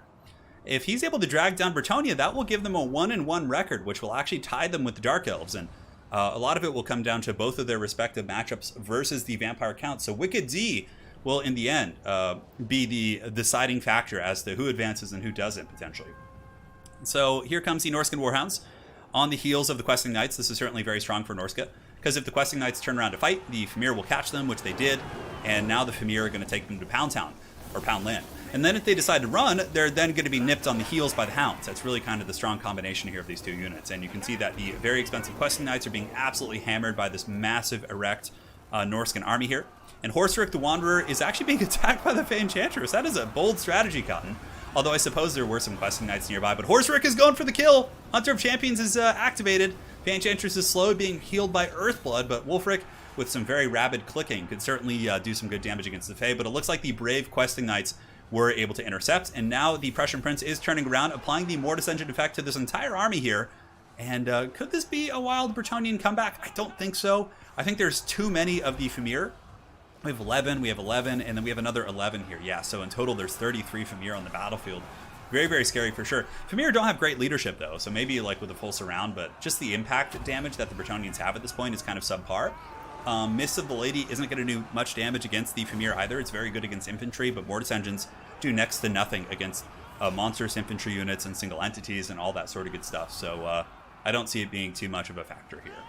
So Questing Knights still bumping and grinding, doing some okay damage despite their very beleaguered state. It looks like there's going to be another Seafang going down. Seafang does kill a couple of those Battle Pilgrims, not bad. But Horsric the Wanderer and his pet wolf certainly able to gang up on the Fey-Enchantress. Without her paladins protecting her, she becomes a lot more vulnerable here. Fey-Enchantress, of course, is a pretty squishy character in terms of HP and melee defense, but she still has like all sorts of magic resist and also some physical resist here. So she's a pain. And with that, the Condom Wolf able to drag down the Fey-Enchantress. The Haggard King of the Dead victory. He'll be claiming it, dragging the Bretonnians down. So now the Dark Elves are 1-1. The Bretonnians are 1-1. And they both have to play against the Vampire Counts. The Vampire Counts are, of course, 1-0 at this point. So the man who is going to be deciding who advances here, the Dreadlord Hellman Gorst, will be riding soon on the nation. Yeah. There you go. There you go indeed. So if we take a look here, Fey-Enchantress, 1300 value. Paladins, when the Fey got busted up early and she had to run, the Paladins were kind of left and got swarmed by Horsric. Pretty good. It's so weird seeing Wulfric on a horse. That's so strange. Battle Pilgrims did fine, I guess. I'm always surprised to see Battle Pilgrims. Yeah, in this particular match. I guess they're good here. I mean, Prussian Prince knows Bretonnia better than I do. I think I might use 2 in that matchup. It's almost always a Mammoth, too. That's like the weirdest thing. Peasant Bowman kind of got shut down by King's Hound play, and the Knights also kind of got dragged down by the Fimir Knight combo. King Agizal, you have my sword as an OG sub. Dude, you've been around forever, King Agizal. Hell yeah. Galhan, a communications disruption can mean only one thing. What is that? An invasion. I hope not. I hope not. Yes. Chancellor Gorst. The Gorst cackle will be here. There it is for you guys. I know how much you love that. Horsric got 1600 value. The Condom Wolf got 2000. And then, yeah, the Great Weapons did pretty good. 1400, and they were all healthy in the late game. Can't complain. Hounds were chasing shit off. Who are you going to call? Was there an AFK Questing Knight in the corner that I missed? That's pretty painful for sure. Oh, yeah, look at that. Oh. See, that could have potentially switched the whole game around. Yeah, he had an AFK Questing Knight. It's full health. Ouchies. See, that thing could have like bunker busted and really helped save the Fey-Enchantress in the fourth quarter. That's pretty catastrophic for sure. But, it's part of the game. You have to be aware of all your units. It's Even the best players do it, man. Prussian Prince is a top tier player, and you know he did it, and makes me feel a little bit better about myself for doing it all the time. Yes. There you go. All right. So let's go ahead and delete that replay. Peterborough, hello. Hey, man. What's up? You doing all right? Just checking in on you. I'm just checking in on you. So here we are, my friends. It is time. Let us do battle once more. He's dropping the big donation, man. The dreaded tactical reserve strikes in the night. I'm trying to make sure I didn't miss any games here. Okay, so we have... Looks good, looks good. So now it is time for the Mortis Engine duel. So let us go ahead and unleash this bad boy. There can be ties. If there is a tie, everybody advances. Everybody who's tied advances. Yeah, so that's how it works. I'm definitely not a top tier player. I'm like a B tier player. Yeah, like I can hang with top guys and occasionally get wins, but they'll beat me consistently. Their build knowledge is better, just straight up better than me. That's my biggest weakness. I don't get enough repetitions in. So like my knowledge of like builds isn't like always as up to date. No, I'm definitely not close to Falcon. Come on now. All right, guys. So let us go ahead and take a look here at the army of Bretonnia. They're going to be facing off against the Vampire Counts. Vampire Counts, of course, led by the dreaded Wicked D, coming in with the glorious Hellman Gorst box. And once again, earlier in the stream, we did see the efficiency of the Crypt Horror bodyguards. These big Crypt Horrors, of course, able to protect their master here. Oh, look at Hellman's just like disconjointed arm, you know. Look at Italian Spartacus. He's stopping by. He's like, I want to play some Valheim. Dude, me too. So Sparty, apparently we like the plains territory in Valheim isn't like where we're supposed to go next. That's why those little goblins dunked on us so hard. Yeah. A B plus. I would say a B. I wouldn't even say a B plus. I would say a B. Frankie's like, I'm a bottom tier player. I love it. Hey Frankie, we all start somewhere. Skullgrim in Warhammer Fantasy Tabletop RPG. Who or what would you play and why would it be Skaven? I would probably play like some sort of an Empire character or a dwarf. I actually liked playing a dwarf in the tabletop RPG. It was very, very fun. So if we take a look at the Vampire Army, it's going to be zombies backed up here by skeletons. Really, you don't need good infantry quality when you have a Mortis Engine. It'll do all the anti-infantry you need. Double White King, I think? No, single White King with Scab's Graith. We do have a Necromancer as well, because Gorst has his own unique summon. So you can bring his summon plus a Necromancer or just the Necromancer. Double Terrorgeist up in the sky, of course, pretty good at sniping out the Fey Enchantress and Paladin. So for example, if the Fey and Paladins are in a blob, you fly overhead, you breath attack them. It can do some really devastating damage if they're sitting still. Spartacus says, we must go north to the frigid lands of ice and snow. We will, Sparty, tonight. Tonight, man. Hope you're doing well, Ryan.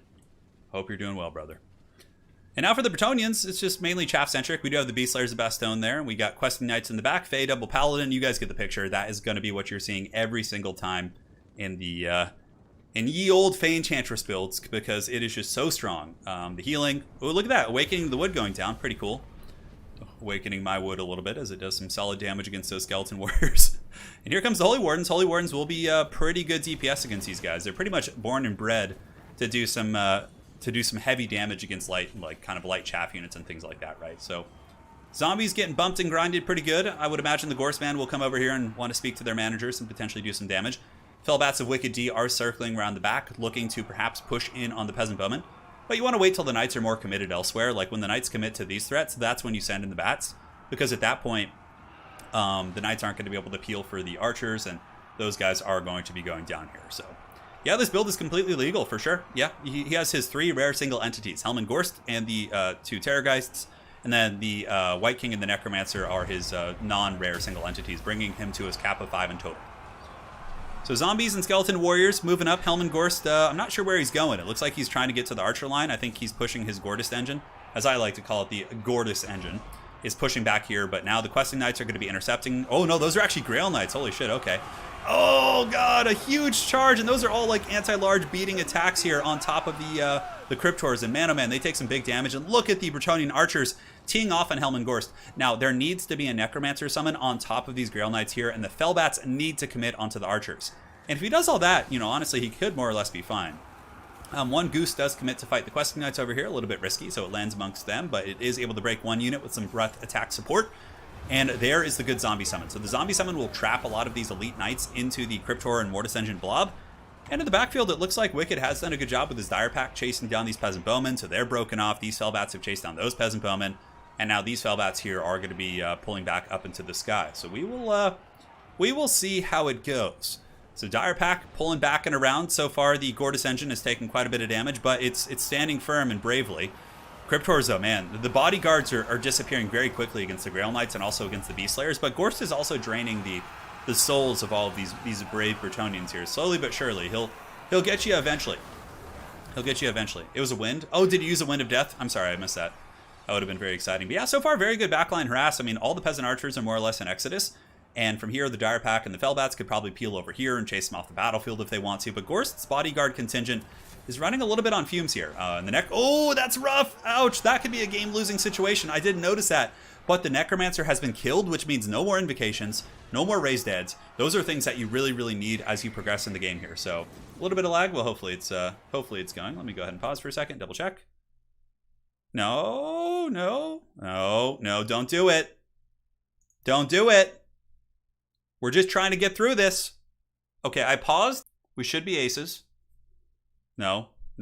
Okay. God, I hate this city. I hate this city so much. All right, hang tight.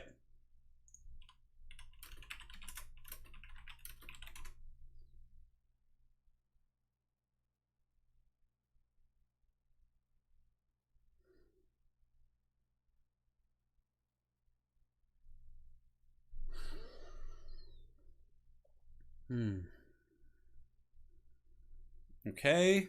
Are we good? I can't handle Hellman Gorst. I can't do it.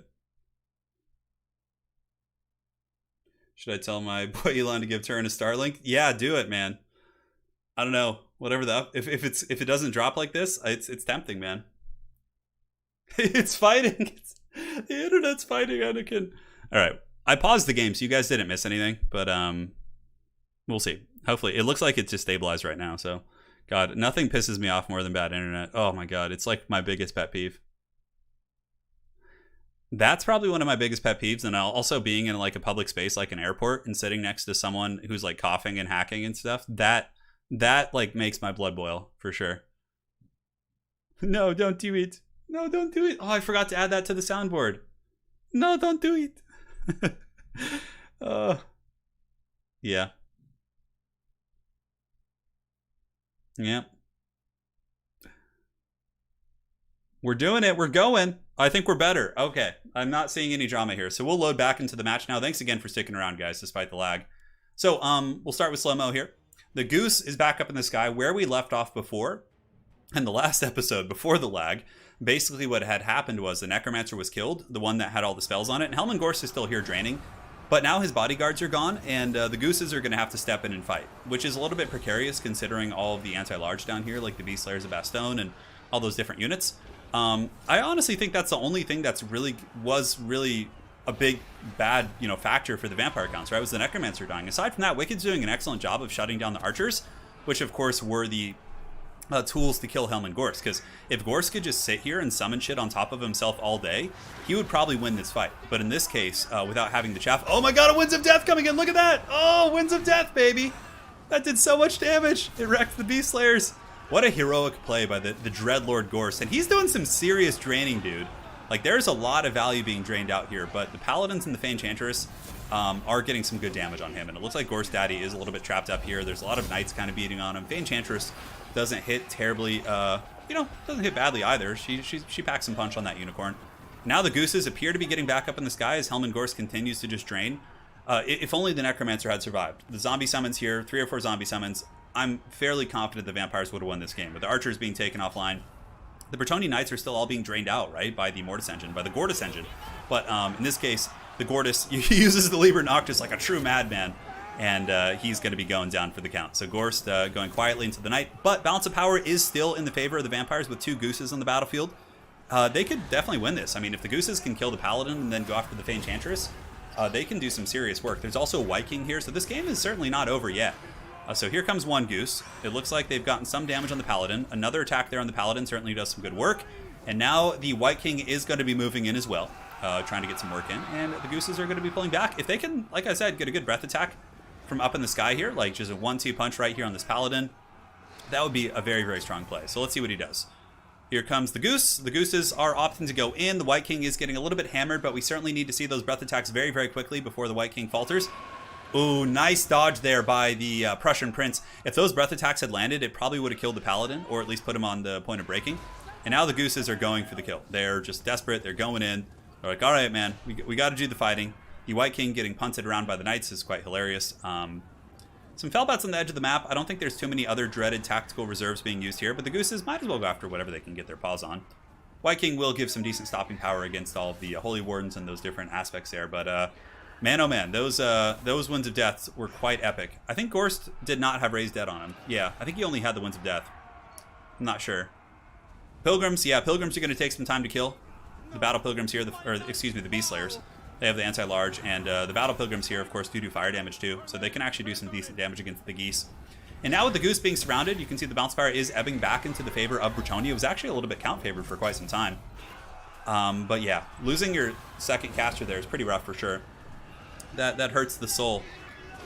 But it's also risky to put your spells on Hellman Gorst, because if you do that and he gets just cheesed by like archers early or something, then you can also just lose the game from that. Because then you're losing your Mortis Engine and your caster. So I do like that it was split up there.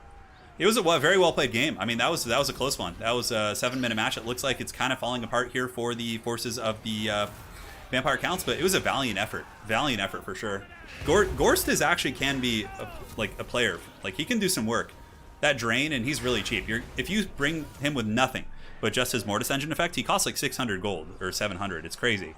So you're getting a Mortis Engine for like exponentially less gold than you would usually have to pay for it, which is quite nice. Gorst does not have Raised Dead, correct. Gorst has the Graveguard summon, and he can also overcast it to summon a White King. So with that, Bretonnia will be claiming victory in that match. GG, well played. It was certainly a great match. And let's take a look at the breakdown. That was a good game. That was certainly very close. Fey Enchantress, 2,400 value. Of course, she's a Mortis Engine, so she's going to get a ton of value. And the holy shit!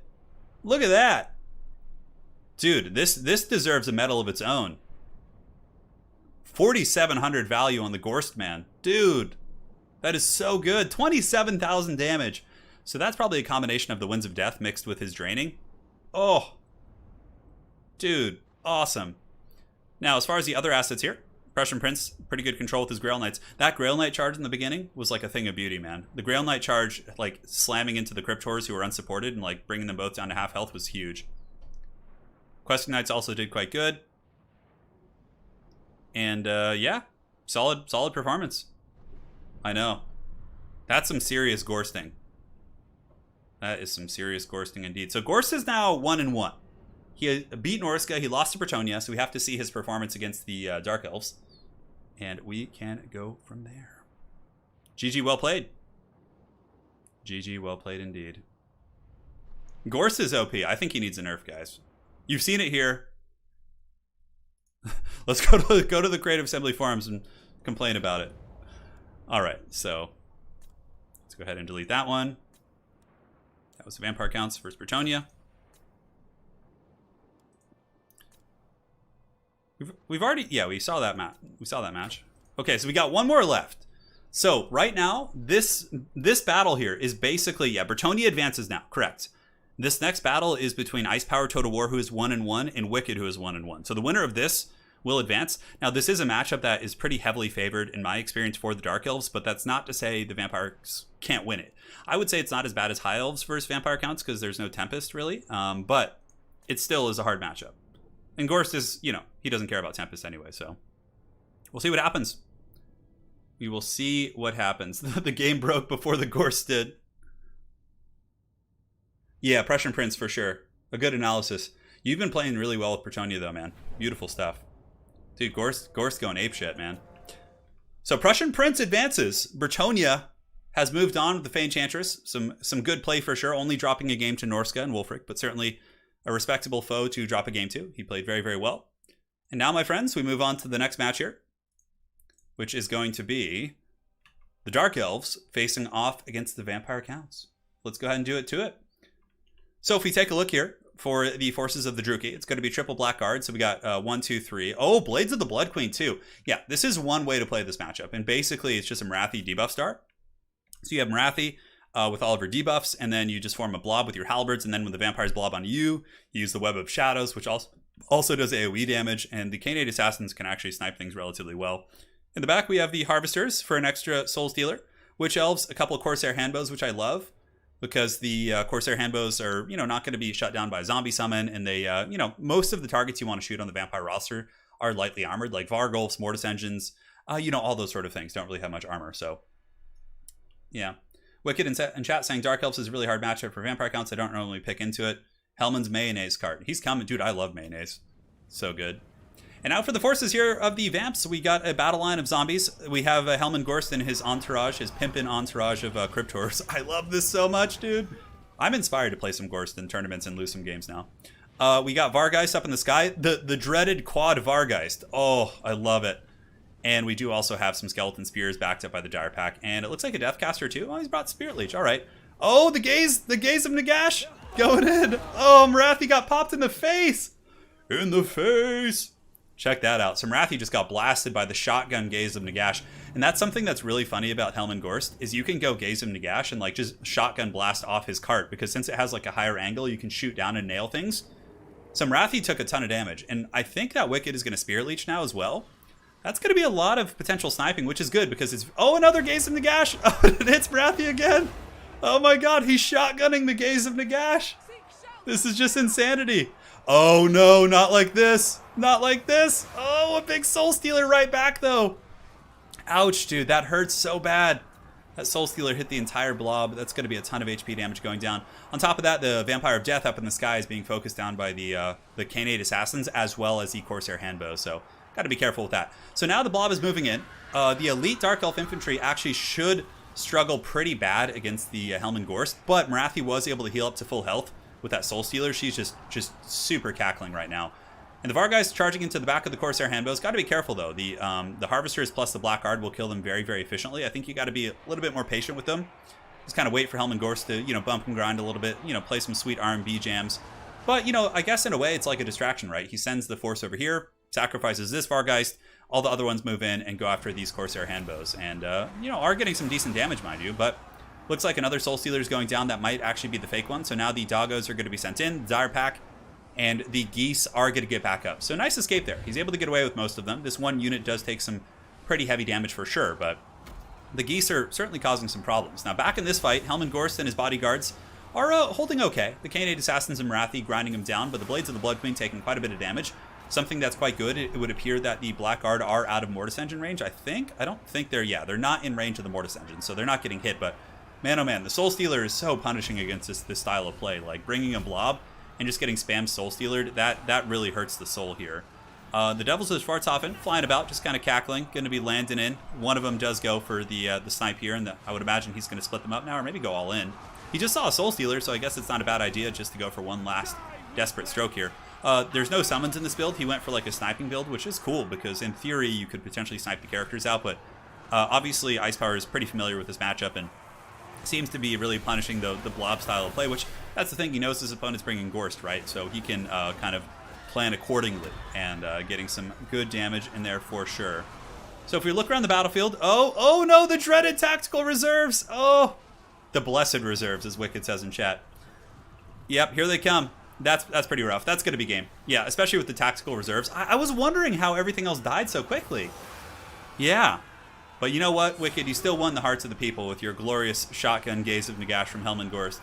You ghost rode that whip, as they would say in the Bay Area, quite proudly. But now that's going to be game. GG. Well played. Good night, sweet vampires. It's a hard matchup as is, for sure. But let's go ahead and take a look at the Hellman Gorst shotgun value, because that was fun. 1,800 on him, not bad, considering. Yeah, the geese really struggled. They just kind of got shut down, forced into blobs, poked by, anti-large. It was a tricky one. Yeah, it was a tricky one. Marathi loves the blob too. She's got the debuff, she's got the AoE damage, double Web of Shadows, it's just so much. GG, well played. And there we have it. That group stage is completed a little bit early today. So, of course, as we usually do, I'll do a 1v1. And then we can close out with an FFA, which will be quite a bit of fun. For Ice Power's army, I like this army a lot. I think it's very straight to business and clearly was very effective.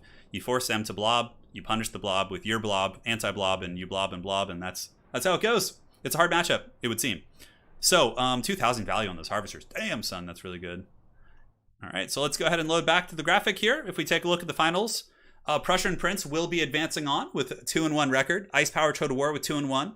And Hellman Gorst, as well as Wolfric the Wanderer, both getting a nice solid win there in that group stage, will be eliminated from the tournament. Thank you so much, Robo Gobbo, for the $5. I don't see a message, but nonetheless, I really do appreciate the donation. Ice Power says, sorry, Bandit's attorney. I had to. But yes, congratulations to Ice Power and Prussian Prince, the two fine gentlemen in chat. If you guys have any questions about Bretonnia and Dark Elves, they're certainly two of the top tier folks in that field of expertise. You can ask them. You played very, very well. So there you have it, guys. Those folks are advancing. Somebody in chat wanted to ask about Marathi's value. 1,900, 1,900 value, give or take. Yeah. Canadian Assassins, 800, 500. You know, it was mainly just the punishing, the punishing soul stealers and things like that. All right, so let's go ahead here, jump out of this. Robo Gobbo, I've been struggling with the fields lately. One of the few things I can look forward to are the streams. We'll keep pushing through, Robo Gobbo, the crappy internet, all of it, just to be there for you, man. And you got this whole community here, man. We're here for you, and hope the feels improve. As a matter of fact, we'll bring some fun memes for you here on the old quick battle. Ice Power played Marathi. Yeah, he was playing Marathi that whole time. The whole stream. The whole stream. Yeah, no one went without a win. Certainly a feel-good situation here. All right, so let's go ahead here, switch to this. Let's get the Condom Wolf up to make sure we got our protection. And what do we want to play here? What do we want to play here? I mean, let's do some Warriors of Chaos. I haven't played Chaos in a while. Hey, man. So we're playing the dreaded Madness. He's coming for us. Yeah, King Agisal, the Faction War re-upload will be on Saturday. So we're going Chaos. I'm not sure what he's picking yet. Might be Beastman. We'll see.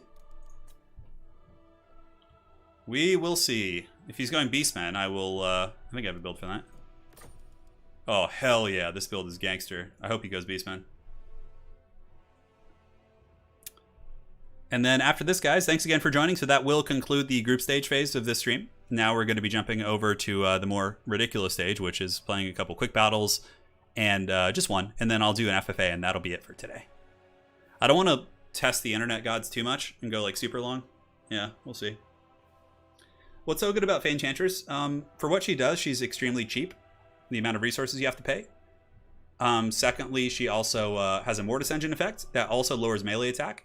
She has Lore of Life. She has really good magic resist and mobility, which makes her incredibly hard to snipe. She just brings a lot to the battlefield. I think we're good to go. I'm digging this build. Pretty basic. Against the Bray herd. Ready. You guys know who's coming. You guys know who's coming. The Dark Prince demands it. I hear Anna running around the house angrily. Hopefully everything's good out there.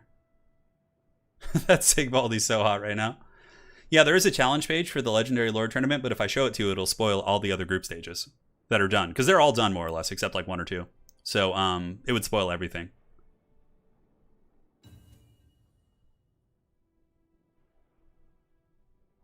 All right. Oh, he switched to Wood Elves at the last second. He literally just switched to Wood Elves. Okay. It's a good thing I have build saved. Okay, Chaos versus... I think I have... Shit, do I have a build save for Wood Elves? Oh god, I'm gonna have to do this in like 10 seconds. I don't have a build save for this one. Oh, I do, okay. Yeah, okay, we're fine. Whew! The dreaded hard switch, dude. This guy's coming for me. Cup of yogurt!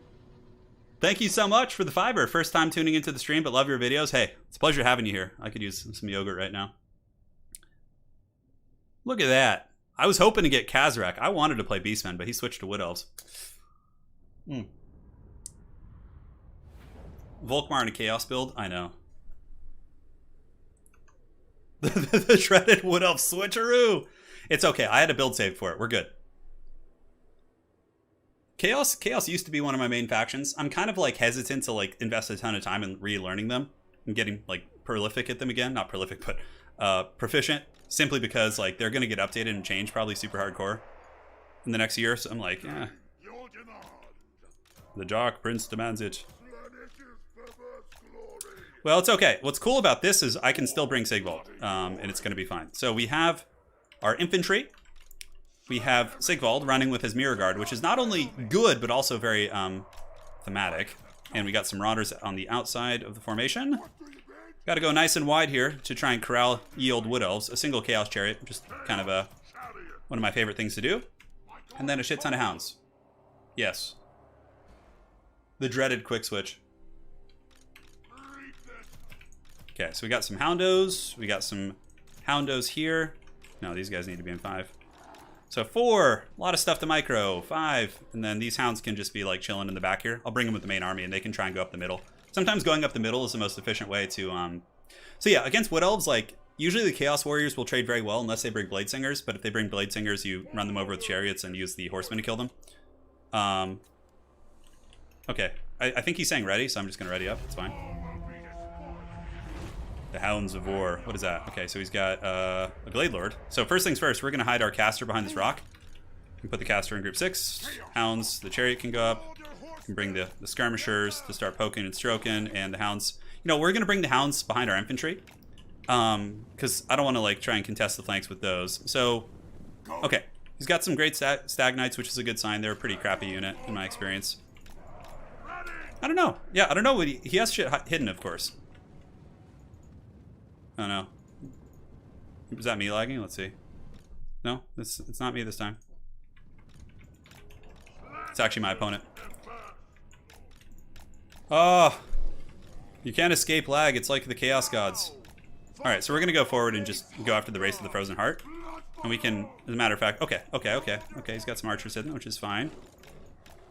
That's fine, that's fine. So we can get you guys going here, you guys here. Move these Houndos up. So 1 and 1. And then now we can go ahead and pull the Horsemasters over and try and overload a flank. So let's go ahead and overload this flank. Boom. Boom. Now Mirror Guard can go after his elite units, and you guys can go here. Shaman Sorcerer can move up behind this. Alright, so let's move up here. You guys go here and here. Chariot needs to go, and we can bring these Hounds as well. Alright, so let's see if we can bounce over there and get these guys. Looks fine. Chariot. Do your thing, and we could also use a fireball onto the Blade Lord here. Pull the Hounds back. A little bit of sloppy control on my part, but it's okay. We're not going to take too much damage, hopefully. Yep. Hounds, go there. Cool. So let's go ahead and go after these guys, and we can just like charge them with all of them. That'll be fine. Yeah, we got the ones on the other side, which is good. Very good. Chaos Warriors will win their fights. They'll win their respective fights. Let's pull the Hounds over, and we do have burning heads and shit, but I don't know if it's worth using. No, I'm just going to save the wins right now. Siggy, go ahead and use that. Chaos Warriors there are doing great. No problem. And now we can bring you guys under. Cool, so this fight went well. We can now kind of circle around and start harassing with them. Let's go ahead and just move over here. Alright, so Flaming Sword of Ruin, we can go ahead and do that to get that extra spicy damage. Stag Knights are going to cause some problems, but what we can do is use our skirmishers on the Stag Knights. And then use the Hounds to kind of finish them off. Very good. Alright, you guys go there. Cool. Looks good. Chariots are penetrating. We've got Chaos Warriors being charged by, you know, those type of units. Not really a big deal. We have Burning Heads, which, I guess, you know, honestly, I think just using Fireballs on the Glade Lord is more cost-effective here. I don't know. Oh, I thought I had them in kite mode. I guess not. Okay, so we'll attack the back of them. Just kind of drag them out. You guys move here, and we also have some Houndos that are back. I think we're pulling ahead. It seems like it's going well. Yeah, so let's just keep going. How's Sigvald doing? He's bumping and grinding. Mirror Guard winning their respective fights, of course. And now we can go ahead and do that right to the pipe there. Looks good. Move you guys in. And just keep going there, but also put them on skirmish mode so I can be a little bit lazy. Good. Alright. How's the Fire Sorcerer doing? Looks like the Burning Head at least kind of displaced him a little bit. Hounds, just pull back. Fireball. We can use another Fireball on the Glade Lord. No problem. This is perfect. His great Stag Knights are going to take a ton of damage from us there. Those are actually Way Watchers on the top. We can get those hounds coming back. This chariot can even come over and make sure we finish them off. Way Watchers are a huge threat. I think the amount of good quality infantry I have is going to be too much for him. I don't think he's going to have the tools to do it. Very good. So the very expensive Stag Knights are broken, so then we just have some cheap, shitty hounds chase them off the battlefield. Chariot comes over here, bring the Horse Masters to finish off that whole position. Now we can just move after you, and Fireball will be up in about 4 seconds, so we can pop that character in the face. Good. Very good. Move, move, move. I don't know why they got stopped. Way Watchers are paying the price. Hounds can finish them off. Let's bring the Horsemen over the top of the battlefield. Pretty interesting. Yeah, Deepwood Scouts. Does he have a caster? If he doesn't, that would explain. I mean, decent control. But yeah, not bringing a caster is a huge mistake. I'm never going to be convinced that it isn't. Alright, so let's get 2 of these Horse Masters, or Horsemen, go there. These other 2 can head you off. We'll bring up over the top to take away his angle. And once the Poison Hounds catch him, it's pretty much over. Cool. Work those guys down. You know, I really liked the Great Stag Knights when they were first like shown, but after like seeing them for a while, I was kind of like, you know, I feel like they kind of suck. It's a shame because like in theory they're really, really cool units, but they just, I don't know. I find that they're just a little bit too squishy for their price point. Although if you made them cheaper, they might be OP, so that's kind of a weird situation to be in. All right, Sigvald, the Dark Prince continues to waddle. We got his caster in the back, which is great, or his lord, excuse me, which may be also substituting in as his caster. Stag Knights are doing their thing. Chariots are trying to run over this character here, but it looks like they're actually losing, which is pretty funny. Yeah, it should be army losses. Sigvald's getting some cardio, man. He is. GG. He might have been newer, yeah. I mean, you know, honestly, he played well for a potentially newer player.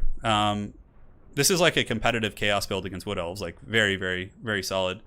But he needed a caster. Like, that's it. Like, it's really, really silly to not bring a caster. You're giving up so much free resources.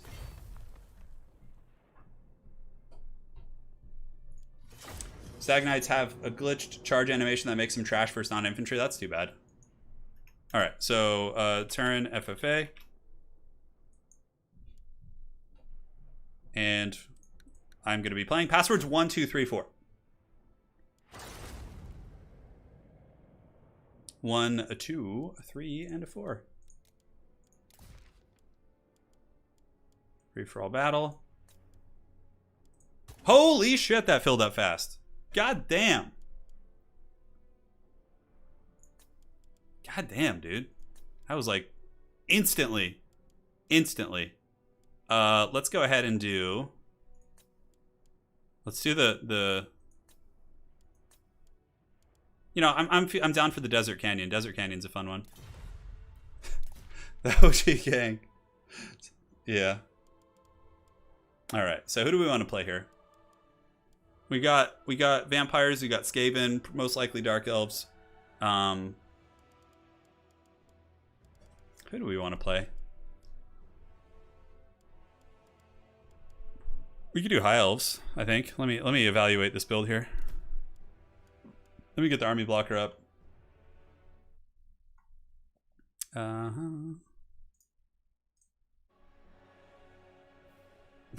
Dude, I don't know how they got that. Loopy, you're on my friends list, so you should be able to see the game. I don't know why you wouldn't be able to.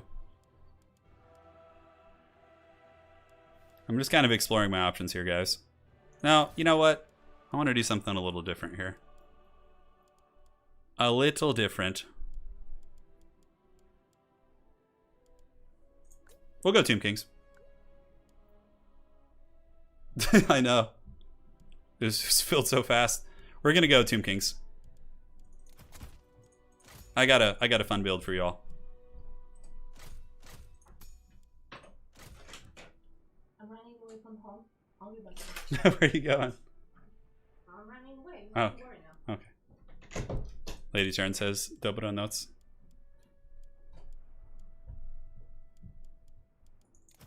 Okay. No, guys, I got something fun for you. I got something real good and tasty.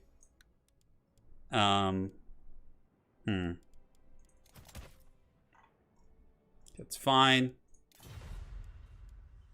Damn, he's ready already, dude. Not messing about there. And what else do we want to bring? We're going full Haggard mode today, guys.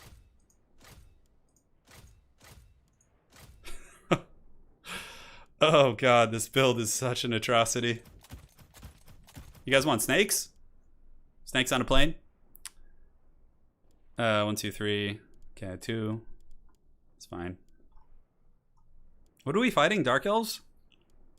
Oh my god, it's so expensive. Mass casket build? Rare Tomb. I actually used to love playing Tomb Kings. I don't know why I stopped playing them. They're a great faction. Yeah. The old Tomb Kings. Ye old Tomb Kings. God, everything's so expensive. All the fun toys I want to play with are expensive here. Probably bring a little bit of this.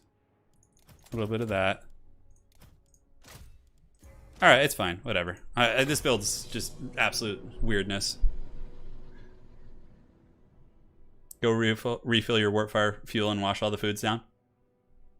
Let the Haggard flow through you. Do it. Yes, good. Don't worry, you guys are gonna love this. Tomb Kings are a really fun faction. I gotta start playing them again. I don't know why.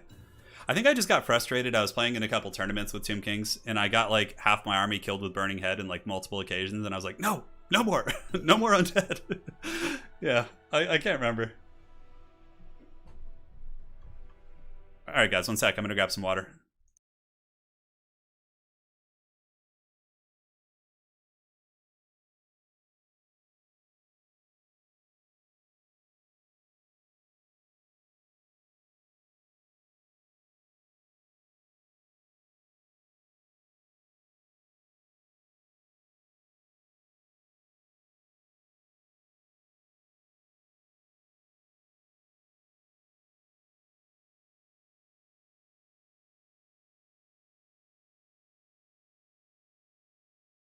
Yeah, caskets are a little bit riskier. The casket is very static, but it's still not a bad idea. We'll see. Who could Vanguard on me? I gotta make sure I'm like not super susceptible to a Vanguard, like a mass, like, because I know Pone is gonna want a meme. We might even get like a Marathi like Vanguard of some sort. I don't know. Am I able to handle that? Ah, whatever. Who cares? Who cares? All right, looks like everyone's ready. Let's do it. Well, you know, despite the lag and the mishaps we've had today on stream, we made it pretty far together, guys. It's been a journey. There's all sorts of drama. Yes, I can do it. He needs a water boy like NFL players. Yeah, I should. If I could train Wookie to like strap like a little like water thing on his back, and he just like runs it to me. Yeah. We'll see. All right, guys. Let's get rid of the... Let's take off the rubber. Rip off the old condom. And set up the... So yeah, it's a Khalida Bone Giant build, which obviously you guys probably saw coming from a mile away. We have the counts down there, which is okay. But am I going to get Vanguarded on? That's the question. Probably. If I get Vanguarded on, I think we have to like... be really cautious here and like get super Haggard here because we have a casket plus double Bone Giant. We just need to make sure Khalida can like buff them all because she has the Eye of the Soft thing or whatever. We have a Chariot, 2 Nehekar Horsemen, basically just there to have some mass to like stop like Haggard charges. We brought a Nehekara caster and he has access to the bow spell, which does give us extra missile damage, which is awesome. And then we also have a Tomb Prince as well. So the Tomb Prince is there with Khalida, just to help out and, you know, do his thing. All right. So, yeah, double Bone Giant Khalida build. Ah, my bone. Yeah, Tomb King. I know. Foot Lita? No, it's Serpent Lita. We brought all of her items, too, just to have fun. We brought the Venom Staff and the Venom Wave. Prepare for air counts. I'm actually totally fine if he has an Air Force, because I can shoot him with the Bone Giants. He'll probably juke most of my shots, but if they do start to connect, it can...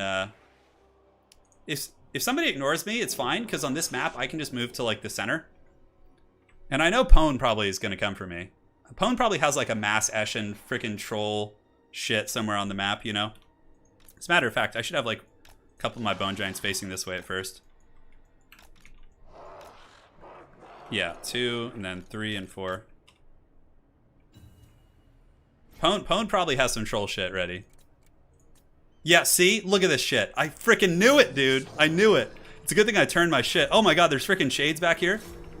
Go forth, minions of the desert. Oh yeah, this is like, oh, this is so good for us. This is so good for us. Oh my god, there's death runners coming. Kalita. Oh no. It's not so good actually. Skeletons, Kalita. Go, go, pull back. Okay, so we can slam into these rats here, in here. The chariots need to be used against the death runners. Let's go ahead and use this and do a nice little serpent blast. And the chariots can scream in and go after them. The casket needs to switch here. And we need to, like, ASAP use this to keep those guys fighting. Kalita has her snake thing, too. Let's go ahead and do that. Alright, Tomb Prince, get in there. Help fight the death runners. Chariots seem to be doing okay. The bone giants, honestly, we might need to, like, use them in melee. See, everyone's like, no, they're not gonna... They're gonna ignore you. Totally. Yeah, no, that's just not how it works. Alright, how are the Nehekar Horsemen doing? They're getting good value, but we should pull them back at this point. We're gonna need them to, like... I'm having to send the bone giants into melee. Okay, he's coming after my lord. I gotta, like, run away now. Kalita's pretty slippery. And, yeah, you know what? We're just chilling. If he wants to try and lord snipe me, I'm gonna just run. Oh, okay, so now do we have Incantation of Protection? Not for 8 seconds. Let's go ahead here. Oh my god, Vargeist are coming too! Oh god, Anakin! I'm too weak! I'm too freaking weak! Why this? Why? I don't deserve this. Alright, let's go ahead and buff up Kalita. See if she can survive being swarmed by the Skaven and the vampires. Okay, the bone giants are still here, which is good. Let's go ahead and rip a couple shots back here while we can. Finish off the death runners, bring in the prince to go help here, but my caskets, I'm like getting massacred. There's just too much. Oh my god, some like weird like shade pit ability. Yeah, okay, the bone giants are ripping some shots. Is Kalita gonna survive this? That'd be pretty insane. Come on, Kalita, be free! Be free on your snake! Oh, god. Bone giants, keep ripping those shots. Okay, we're killing a lot of the Skaven army. Come on, Kalita. Be a free bird. Run to the other side of the map. Okay, we buckled the Skaven army. We're actually getting a ton of value off these death runners here, which is great. Kalita's just gonna go super serpent and go like after that necromancer down there. All right, so I do have some missile buffs and different things like that. We'll fight here. The chariots are running down the death runners, which is cool. We can go ahead and pop this just to get the passive. Look at this shit. There's like some wild ass Skaven assassin just chasing me. Yeah, okay. Kalita's like, she's like, screw this shit, I'm out of here. How are the Boner Giants doing? Yeah, Boner Giants are having a bad time. We need the Dark Elves. My Tomb Prince, let's actually rampage these guys. So we'll rampage them with our Prince, who's kind of being sacrificed here. Caster going. And maybe the Chariots can actually finish this guy off. Kalita's going for this Necromancer that's camping in the corner. Okay, the Bone Giants might get away, actually. The Tomb Prince is coming also. Let's see if we can, like, 2v1 this guy. We can do that. We can attack here. Kalita's going Super Snake. Chariots in the back. Okay, okay, okay. Tomb Strike, Tomb Strike. Tear her out, tear her out. We shop the giant people. Let's roll. Can we get this stupid assassin, please? Okay, Kalita needs to, like, just serpent across the map now. She's not that fast on her sneaky snake, unfortunately. Okay, so now we can rip some shots into the Vargeist. We can kind of, like, chill.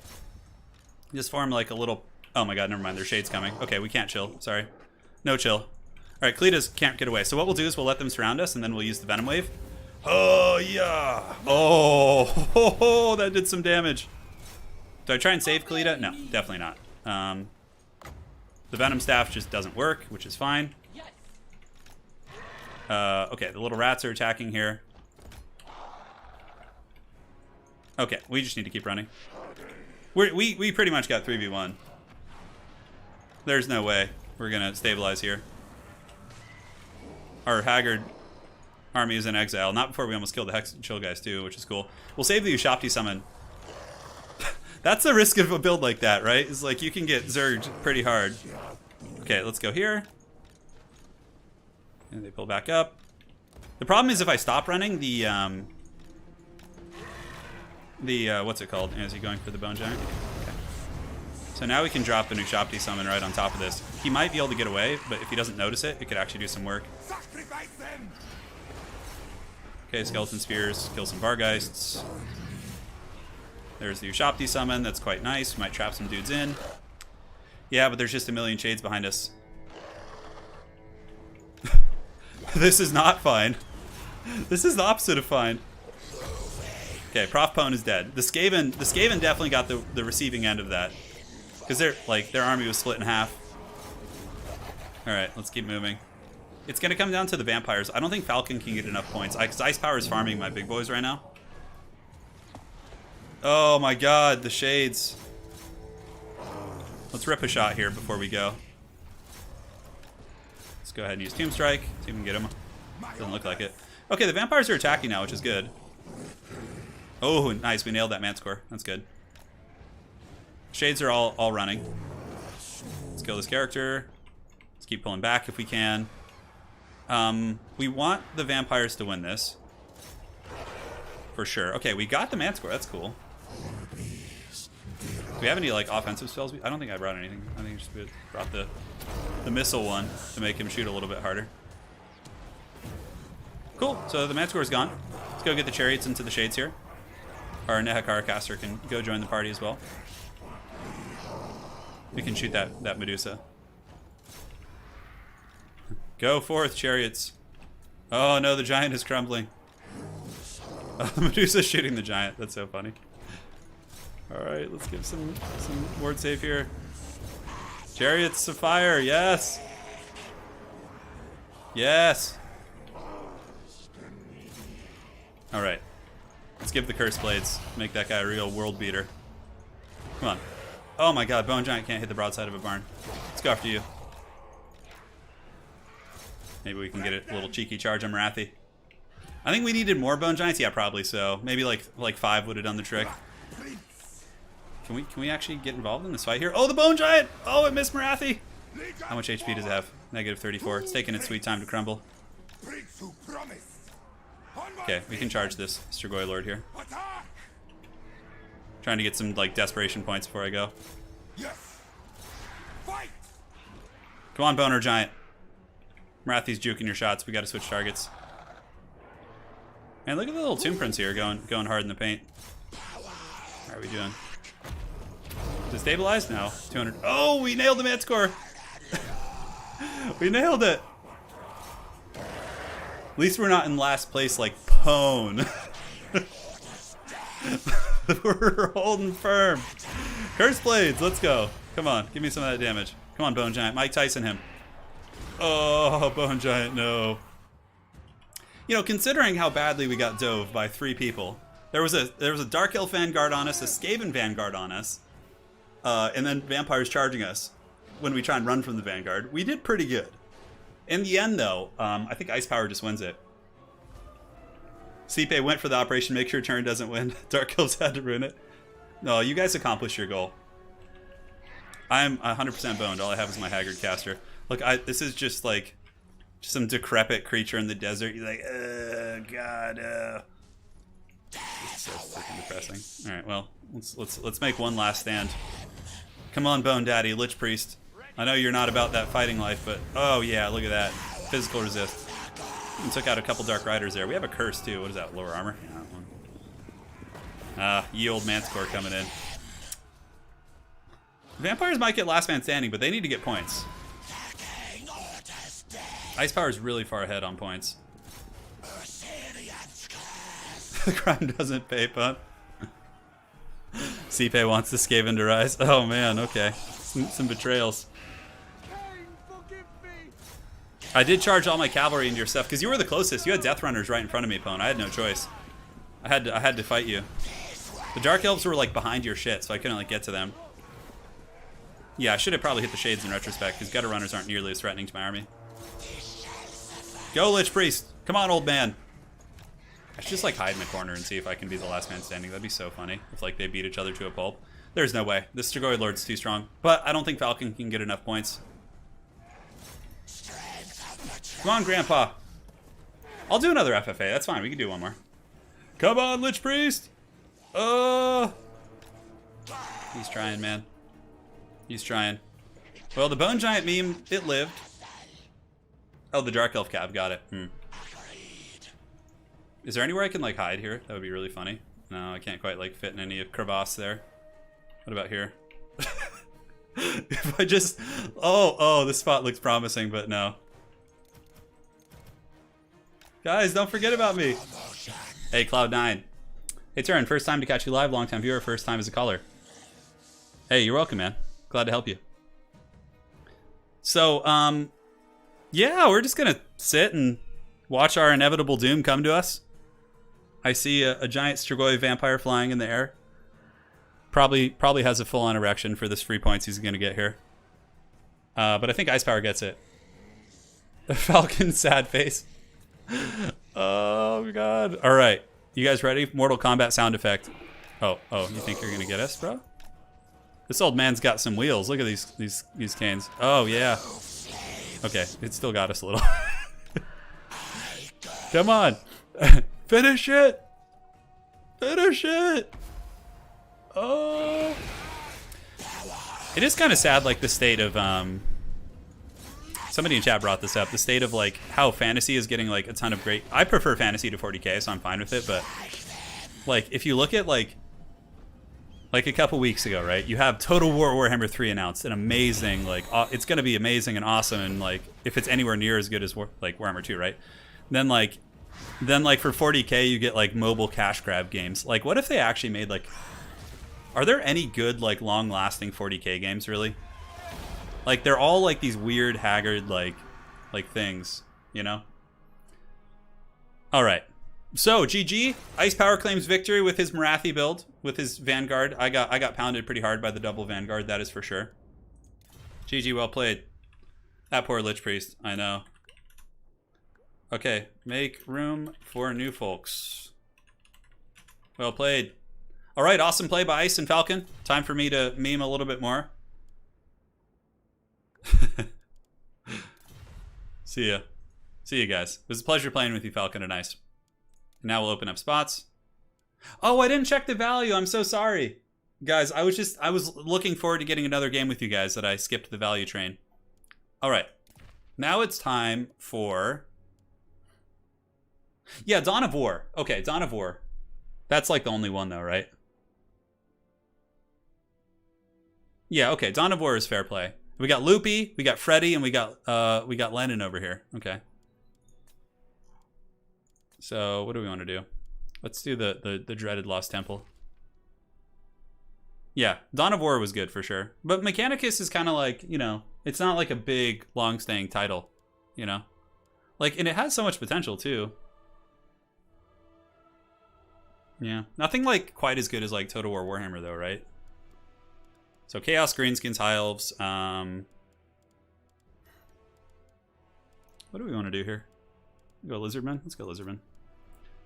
All hail the mighty. They're arising from the deep. With crooked sails and incredible tales. They're calling in the seas. Alright, we're not hailing the mighty. Let's go ahead and get the wolf. The wolf is ready. Or the Skaven and the Condom Wolf. Yeah, Darktide's gonna be cool. Ice Power. Okay, Ice Power's got us covered. He says Marathi 4K, Shades 1100. Yeah, your Shades all got a shit ton of value for sure. Death Runners give up value pretty quick. Alright, so we got Chaos. Very good. You have unit caps on, which is fine. I usually meme in every single FFA. Not always, but typically it's like it's gonna be a memeage. Okay, that looks fine. There we go. We have that. Oh my god, no, wait. That is actually magical. Simon Benjamin, loving the content as always, getting us through the grim dark of February in the UK. Hey man, I got you. You guys want the Wookiee blocker? I can switch that actually. Hold on. I gotta fine tune this build for you all. Okay, that's good. It's good. This build is pure magic. Like, pure magic. Oh, God, it's so good. Oh, God, this build is so good. Hey, Simon Benjamin, man, that's a really generous donation. Greatly appreciate that. And, okay, we got Bretonnia High Elves. Okay, so we need some decent infantry. Temple Guard, probably a little bit too expensive, based on the build. We're calling in the deeps. Do we want Power Fist Croxagors? I mean, I guess against Chaos and the other guys, it's not too bad. Wow, this build feels like just massive dog shit. Okay. All right then. I like what we're working with here. Definitely okay, let's just get the ROR of these instead of both of those. That's a little overkill. You guys, dude, this build is so fun. I'm so excited for this build. Okay, so can we get like one decent infantry? Yeah, we probably need like one. God damn, those things are expensive, dude. All right, we're ready. This is just the ultimate shitlord build. All right, so you want the Wookiee blocker? Okay, hold on. It's here somewhere. Image. The Wookiee blocker is really good. Lady Turin made it the other day. It's truly magical. I don't know if you guys have seen this, but based on the hype for Warhammer 3, she made this. He's gonna have to be pretty big to block my army. Hold on. Let's... Okay, let's see. Oh, perfect. Perfect. So there's Wookiee as an Urgling, which he basically is. Oh god, I love this build so much. I'll try and win. There's no guarantees. My build's pretty meme, but it's a meme build that has potential depending on what they pick, you know. So you like that? Yeah. You guys think it's gonna be Ripperdactyls? Oh, my sweet summer children. You know what this is gonna be. That's disturbing. Wookiee is basically an Urgling. He's just like a trickster. He's like stinky.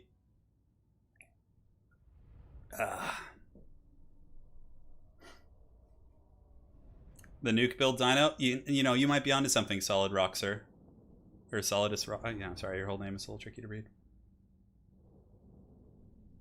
I see Croak. Hell yeah, dude. Got some Lord Croakage, man. Alright. All hail the Wookiee. So guys, here's the build. We have a couple cohorts. We have double... Did I get rid of the blocker? Is it still there? Okay, it's gone. We have double Engine of the Gods. We have a light Slon just with net. And then we have Lord Croak as well. Then we have like some haggard-ass Temple Guard back here. And Power Fist Croxagors so we can like at least countercharge some cavalry. David Pirelli, F1, marry one, kill one. Lario, repents. Thanks for the entertainment. None, because I'm married and I love my wife. That is the correct answer. Thank you for the donation. Dennis, the master. All hail the mighty. I know. It's so good, dude. Did I miss a big donation? Hey, Magic D. Thanks for becoming a member. I did miss that. Magic D, welcome to the Dukes of Haggard. It really does help a lot, guys. Thank you for becoming members on the channel. Simon, David, and Dennis. This build is so much fun. It's so haggard. Oh, like if they rush me, I'm actually happy. Alright, so we got Chaos here. Chaos is definitely a good one to fight. So we're gonna like try and waddle towards Chaos. Yeah, we're going hard, baby. So like we have double Arcane Conduit. We have the greater one too, which is really nice. Yeah, we have greater Arcane Conduit, which is constant. So our Winds of Magic's gonna be pretty good. And yeah, we'll see. Just basically you just gotta net things down and use the yeah, it's so fun. We got Croak here too. So we have double shield of the old ones. So our army could be pretty tanky. Yeah, these are some tanky infantry for sure. My lady is better. My lady can fly. Oh my god, what's he bringing? Oh, he probably has Larry. Yeah. I have no idea how this is gonna go. Like, it really depends. If they bring, like, a Chosen or anything elite on the ground, I'll be money. But if they don't, like... Oh, are those Chosen halberds? Oh, they're Chaos Warriors and Forsaken. Alright, that's plenty. That's fine. So if Chaos wants to roll... Yeah, no, Chaos doesn't want to fight me. You can already see they're running. They're like, screw that shit. Are the Howls vanguarding on me with mass archers? Oh my god. Well, this is gonna be unfortunate. Thankfully, we have a little something called... oh my god, we, like, literally cannot fight this army. So let's reform ranks. This is like literally the worst case scenario. So we save up our Winds of Magic. And we need to net a couple of them down at once. Yeah, we have cohorts. The cohorts can actually throw at them, which is fine. The Eagles are going elsewhere. We could like use nets and stuff, but honestly I think just moving through them is probably better. Oh wait, actually Chaos is coming to us. That's fine. Okay, so we just ignore them. I mean, they're just Reaver Archers. They're not going to do too much damage. Like, honestly. Like, just ignore them. What do they have, Larry? No, an Archmage of Metal. Oh my god, he has a final transmutation. We gotta be careful. So we need to, like, deblob ASAP. That's fine. That's just gonna hit Croak and, like, 2 skanks. That's really not a big deal. It didn't even get the Temple Guard or my other single entities. Yeah, cool. No problem. So now we need to go get some Chaos. Yeah, that did very little damage. We can just go through that probably. So let's just move this way. Because this way, if the Reavers chase us, like, yeah, that's fine. You got like 1,100 points. No big deal. So 3, let's move the Skinks up. Keep moving. We definitely have some potential here. We need to get you guys up. But nets also need to be in place too. Come on, guys. Let's go. The Slan needs to waddle. Unfortunately, nets are kind of like going to be tricky. A lot of fighting going on without me here. Not the worst, because we do have the Last Man Standing perk. They're just like these wild ass bombardments going down. Come on. Look at Chaos. Fleeing from the might of the dinosaurs. Yeah, now the Reavers have taken to the other side. Okay. Croak's making his way downtown. We have Engine of the Gods. Pretty good range on it. We could drop it here, but it's like, might get a couple knights. We really want the Chaos Infantry. They're going to have to turn and fight us eventually. We'll keep the Boxagors back. Oh, are there some knights coming here? Okay, this could actually be promising. So what we can do is we can go ahead and net these knights down. They're only knights errant, but we got to have some fun. And then once they get netted here, we can go ahead and pop them pretty good. All right, so we did the net Croak combo. Here it comes. I did tier 2. I don't know if we need more for knights errant. Oh yeah! Oh, that was awesome. That was worth every penny. All right, dude, hell yeah, man. Okay, let's bring the Power Fist Croc scores up. Lewin's getting a little ballsy here. If he stays, this is like a lot of points for us. All right, so let's get in here, see if we can trap him. He's probably gonna try and escape. Okay, looks good. So let's just keep moving over here. It's fine. We're all good. So we just one-shotted those Knights Errant, which was hilarious. Our magic is still 1 per 4 at the moment. Very good. Now we can go ahead and drop a fat ion cannon through here, just because there's so much going on there, so we might as well. We got the Power Fisters coming. Have you throw your things here. The Slan will be up with another net soon. It looks like they're going to dodge it, so we should just cancel it. Oh, it went off anyways. Look, it's like Jurassic Park, except there's a giant death beam chasing you. Okay, we need to get some points. That's what we're kind of struggling on here. What are these, Silver Helms? Oh, they're Reavers. Okay, that's fine. Let's go. Keep moving up. Slans keep waddling. You guys do your part. You need to get on some of these Chaos Infantry. These ones actually don't look like they could escape. We do have a net. But we're kind of out of range to net, to be honest. Yeah, we'll just get embroiled in combat. Get the big stegos, like, fighting. Power Fisters can get in there, too. Alright, let's do this. I don't know if he's watching that, so we're just going to do that, see if we can get some... He's doing a bombardment there. Might get us, but we dodged it, so that's good. Oh! Chaos Warriors get melted! Oh! We didn't even have to do a net there, which is the beauty. Let's go ahead and degroup this so our groups aren't super haggard. Okay, that was worth it. That was worth it for sure. Let's go gorilla pound these guys now. Pull little cohorts under. So Big Bird is pretty damaged. I don't know if we're going to have enough points, though, is the problem. We can roll over here, so let's get the Slans going. Our ion cannons are off cooldown, but our Croak combo is fully operational. So we're just going to go get these peasant archers real quick. Pull the cohorts up. Have them prepare to screen. Power fisters keep doing it. And yeah, we're getting some points off these archers, which is good. Gives us some time to get some goodness going as well. Chaos is quite damaged. See if we can get Croak and company like over here. There's a lot of Chaos infantry here we could potentially nuke. Okay, let's pull back. Let's pull back. We don't want to overextend. Okay, it looks like they're maybe coming to fight us here, so let's pull our army a little bit tighter. As a matter of fact, if we could move the Slan, we could get some nastiness on those guys. Yeah, High Elves are certainly, like, predatory here. But we're in decent shape.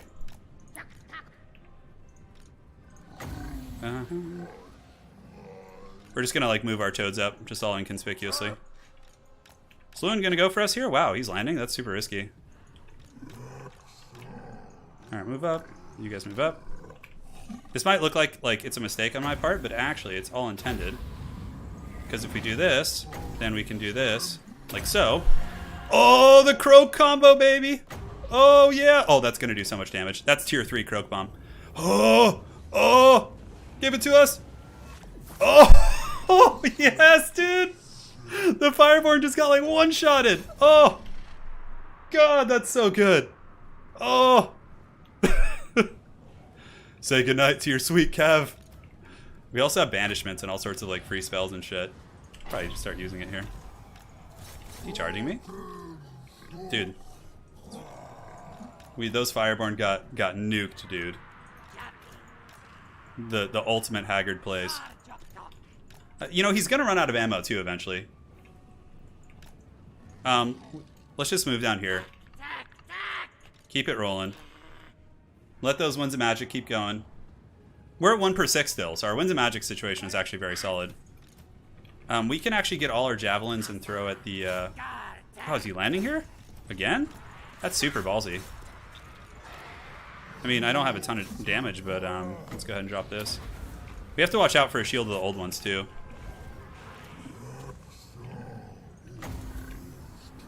Okay, so... we'll do this. That's going to go off in a second. Cool. That should deal with those Chaos Warriors. High Elves are just kind of trolling in the shadows, which is fine. And then we can move in the those guys, get you guys to go finish them off. The Power Fisters can come in and hopefully keep Lewin from just trolling us nonstop. High Elves are committing to a fight. We have to be careful though, because it's just Skinks and Croak, you know. I don't really know where I'm gonna just chill out for now and not like panic react. Yeah, because he's just gonna pull back. He didn't. It's just Skinks he's hitting. It's nothing of value. And the Power Fisters are killing a fair amount of them. You guys like the... I gotta let my Winds of Magic build up again too. That's another variable. We've been able to kill quite a few Chaos, and now we also have Croak. Maybe Reavers? Yeah, I don't give a shit about Reavers. Do we have anything like sitting around that's not doing anything? Alright, so let's move up and take the high ground here. And then we can like get more involved in these various combats. So we have one here. Our Blueberry Slan still should have some nets left. The High Elf army, we just have to watch out for the double, how close are we? Are we like close enough to get a net yet? I don't think so. Yeah, no. This would be like devastating if we can get this. What is overcasted net? Yeah, unfortunately it's like a little too late. Alright, move you guys up, move you guys up, move you guys across here. This is fine. Just kind of feeling it out. Looking for opportunities. We're entrepreneurs in this world here. Let's go get those guys. Looks like we should be able to get them with some javelin play. No problemo. Use the blood statuette on them to wear them down, because it doesn't really matter too much. So we do have a net here. Let's just move in close.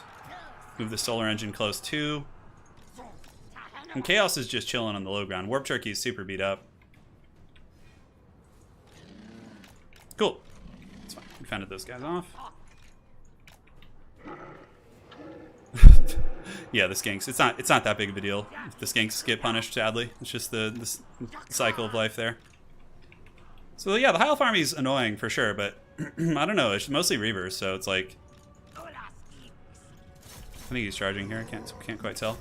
We do have an overcasted net, which we could do. And yeah, let's do it. Screw it. This could be this could definitely ruin this man's career. Oh shit, I misclicked. Oh god, I misclicked. And then we need the Stego, which I was a little bit late on, but it's fine. Alright. So now we can pile in with everything. Okay, first the Croak Bomb. Oh! Oh, eviscerate that army, bro! Oh, yeah! Give it to me, precious! Oh, that High Elf army just got deleted. Oh, there's so much stuff we could be doing, too, but we're just not because we're lazy. Alright, let's... Oh, why did I just give leadership to Croak? I'm just clicking random shit now. Let's see, I'm so excited. Oh, God, we just dunked on that army. Although Croak might die here. We need to get some Power Fisters out there to go help. He's coming. And then these, yeah, we can get the Stegos moving too. I mean, Croak's already done his piece. Let's go ahead and do the shield the old ones here. And get the big Stegos coming down here. Just let you guys keep fighting. Okay, Croak got away. The High Elf army is, he's got good points, but there's no way he's going to be last man standing now. We have banishments too, that's nice. Oh, looks like, okay, we got a Feral Manticore coming in. Our army's really tanky. Like, super tanky. Yep, we're going to kill this Manticore. That's going to get us some good points.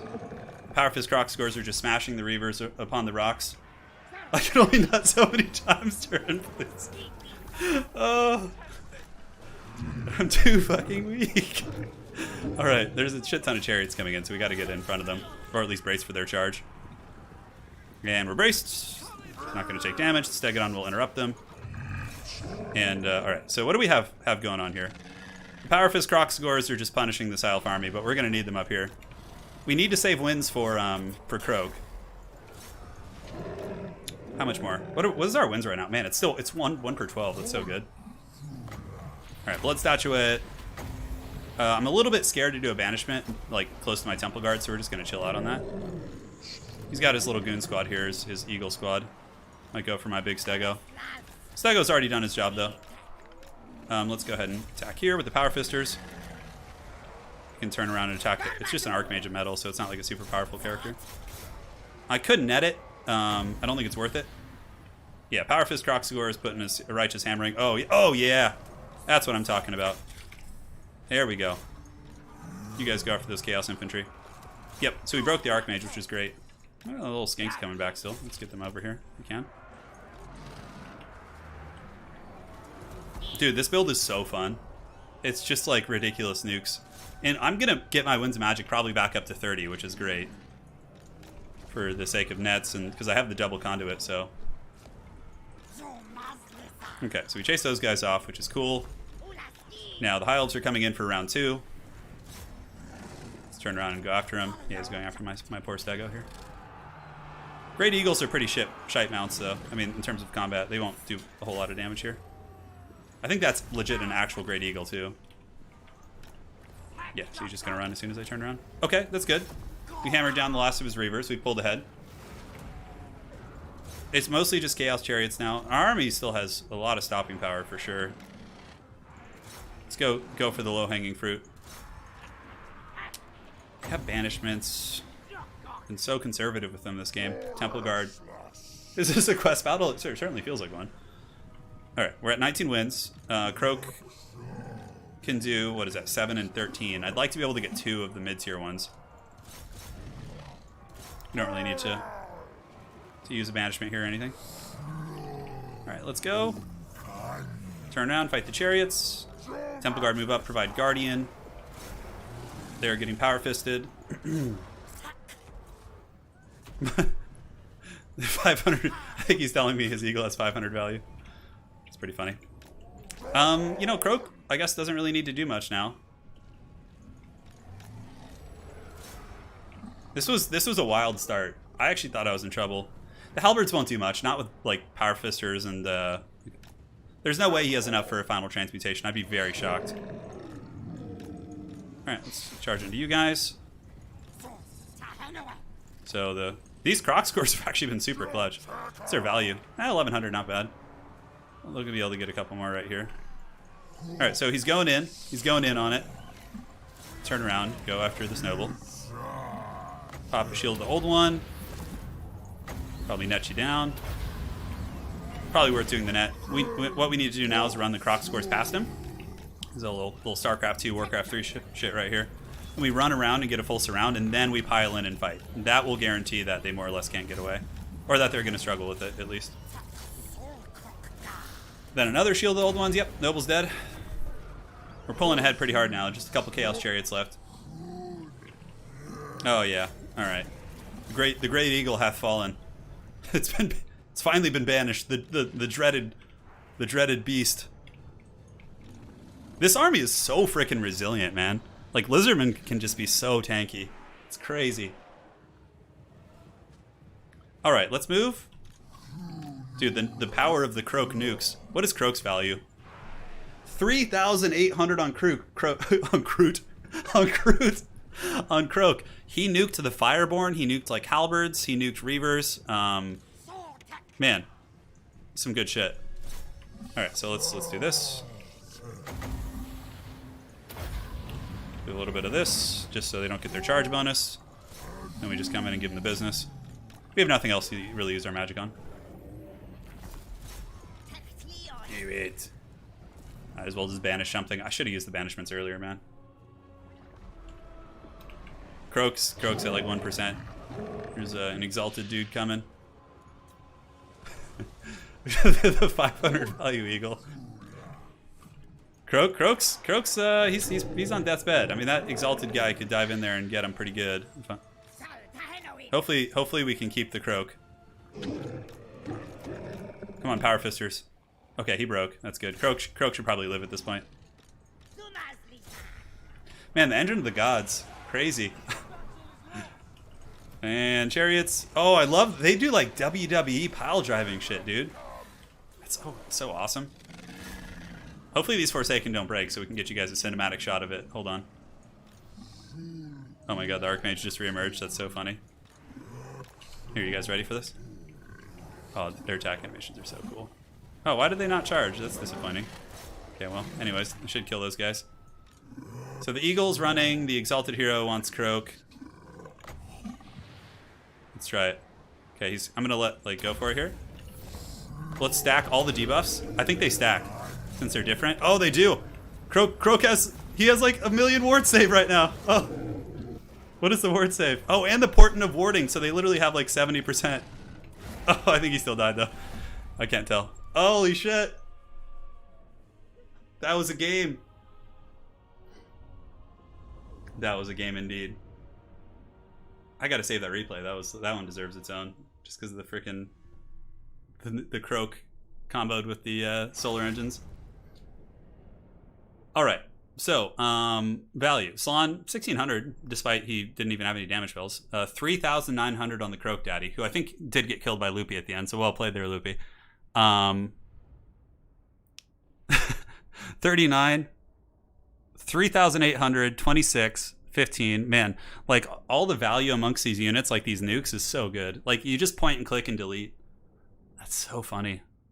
It'd be really cool if we saw shit like that in like solar engines used like that in multiplayer. I don't know what matchup you'd use them in. I guess like somebody you're expecting Blackguard or like, you know, like elite units against. I don't know. Probably just is too much.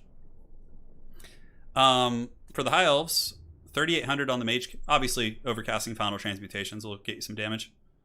The rest of it is pretty spread out. Yeah, when we nuked through the Fireborn, that was really, really pretty clutch. Loopy, wow, 3,200 on his chicken too. 2,000 on the Exalted Hero. Aside from that, really, really heavy into those guys. And your boy Freddy here, 2,200. My favorite was the first Knight Errant that just got like karate chopped. That was so fun. All right, guys, that is going to be officially it for today's stream. I am off for now. Gonna go hang out with my lady and work on some videos. Matter of fact, As a matter of fact, I have some calls I need to take and some business I need to take care of here. But thank you guys so much for joining. It was super fun. If we go ahead and do a look back here at the group stages. So let's go to the intro graphic. 1, 2, 3. You can see Prussian Prince and Ice Power Total War will be advancing. Show the Eagle. Okay, I'll show you the Eagle in just a second. Prussian Prince advances, Ice Power advances, and Hellman, Gorst, and Wolfric will be eliminated. Though they put up a great fight. Those games were a lot of fun. So big props to everyone who played. Thank you guys for joining. Thank you to the mods in chat, as always. Saw you guys doing some karate chopping today. So again, couldn't do it without you guys. Thank you so much. And man, big donations from Wesley Chartrand. He says, Dynamite, great Croak Bomb, and thanks for the stream. You're welcome. Thank you for the donation. Dennis the Master, thank you so much for the 20. All hail the mighty. All day, man. David Pirelli, Magic D for becoming a member. Simon Benjamin, Cup of Yogurt. Robo Gabo again. Skullagrim, Peterborough, King Agizal, and Agizal for a membership as well. Callahan, Here Comes That Boy for multiple donations. Matthew Jara. Then we got a bunch of subscribers. And then we have RHLM95, Ephraim Vaugh, Skullagrim as new members. Bretonnian. Bretonnian there. That's a funny name. And the Melee Salon, Ephraim Vaugh, Crazy Cake Manflies, Ronnie, William Lang, Lich109, Lundgren. Thank you guys so much. That is it. We got everyone. The Eagle. Okay, so you guys wanted to see the Eagle. Is there some magic I'm missing? Hey, thank you, Abraham, for closing out the stream with a donation. Had a very wild dream last night. Imagine Cathay and their units holding off a Chaos Invasion. Very haggard, but epic. Dude, nothing haggard about that. It's just epic. The Eagle. The Eagle got 635 value. And the much hyped Eagle got 500 or 600 value. There you have it, guys. Thank you for joining. We'll see you guys next time. Stay safe and take care, guys.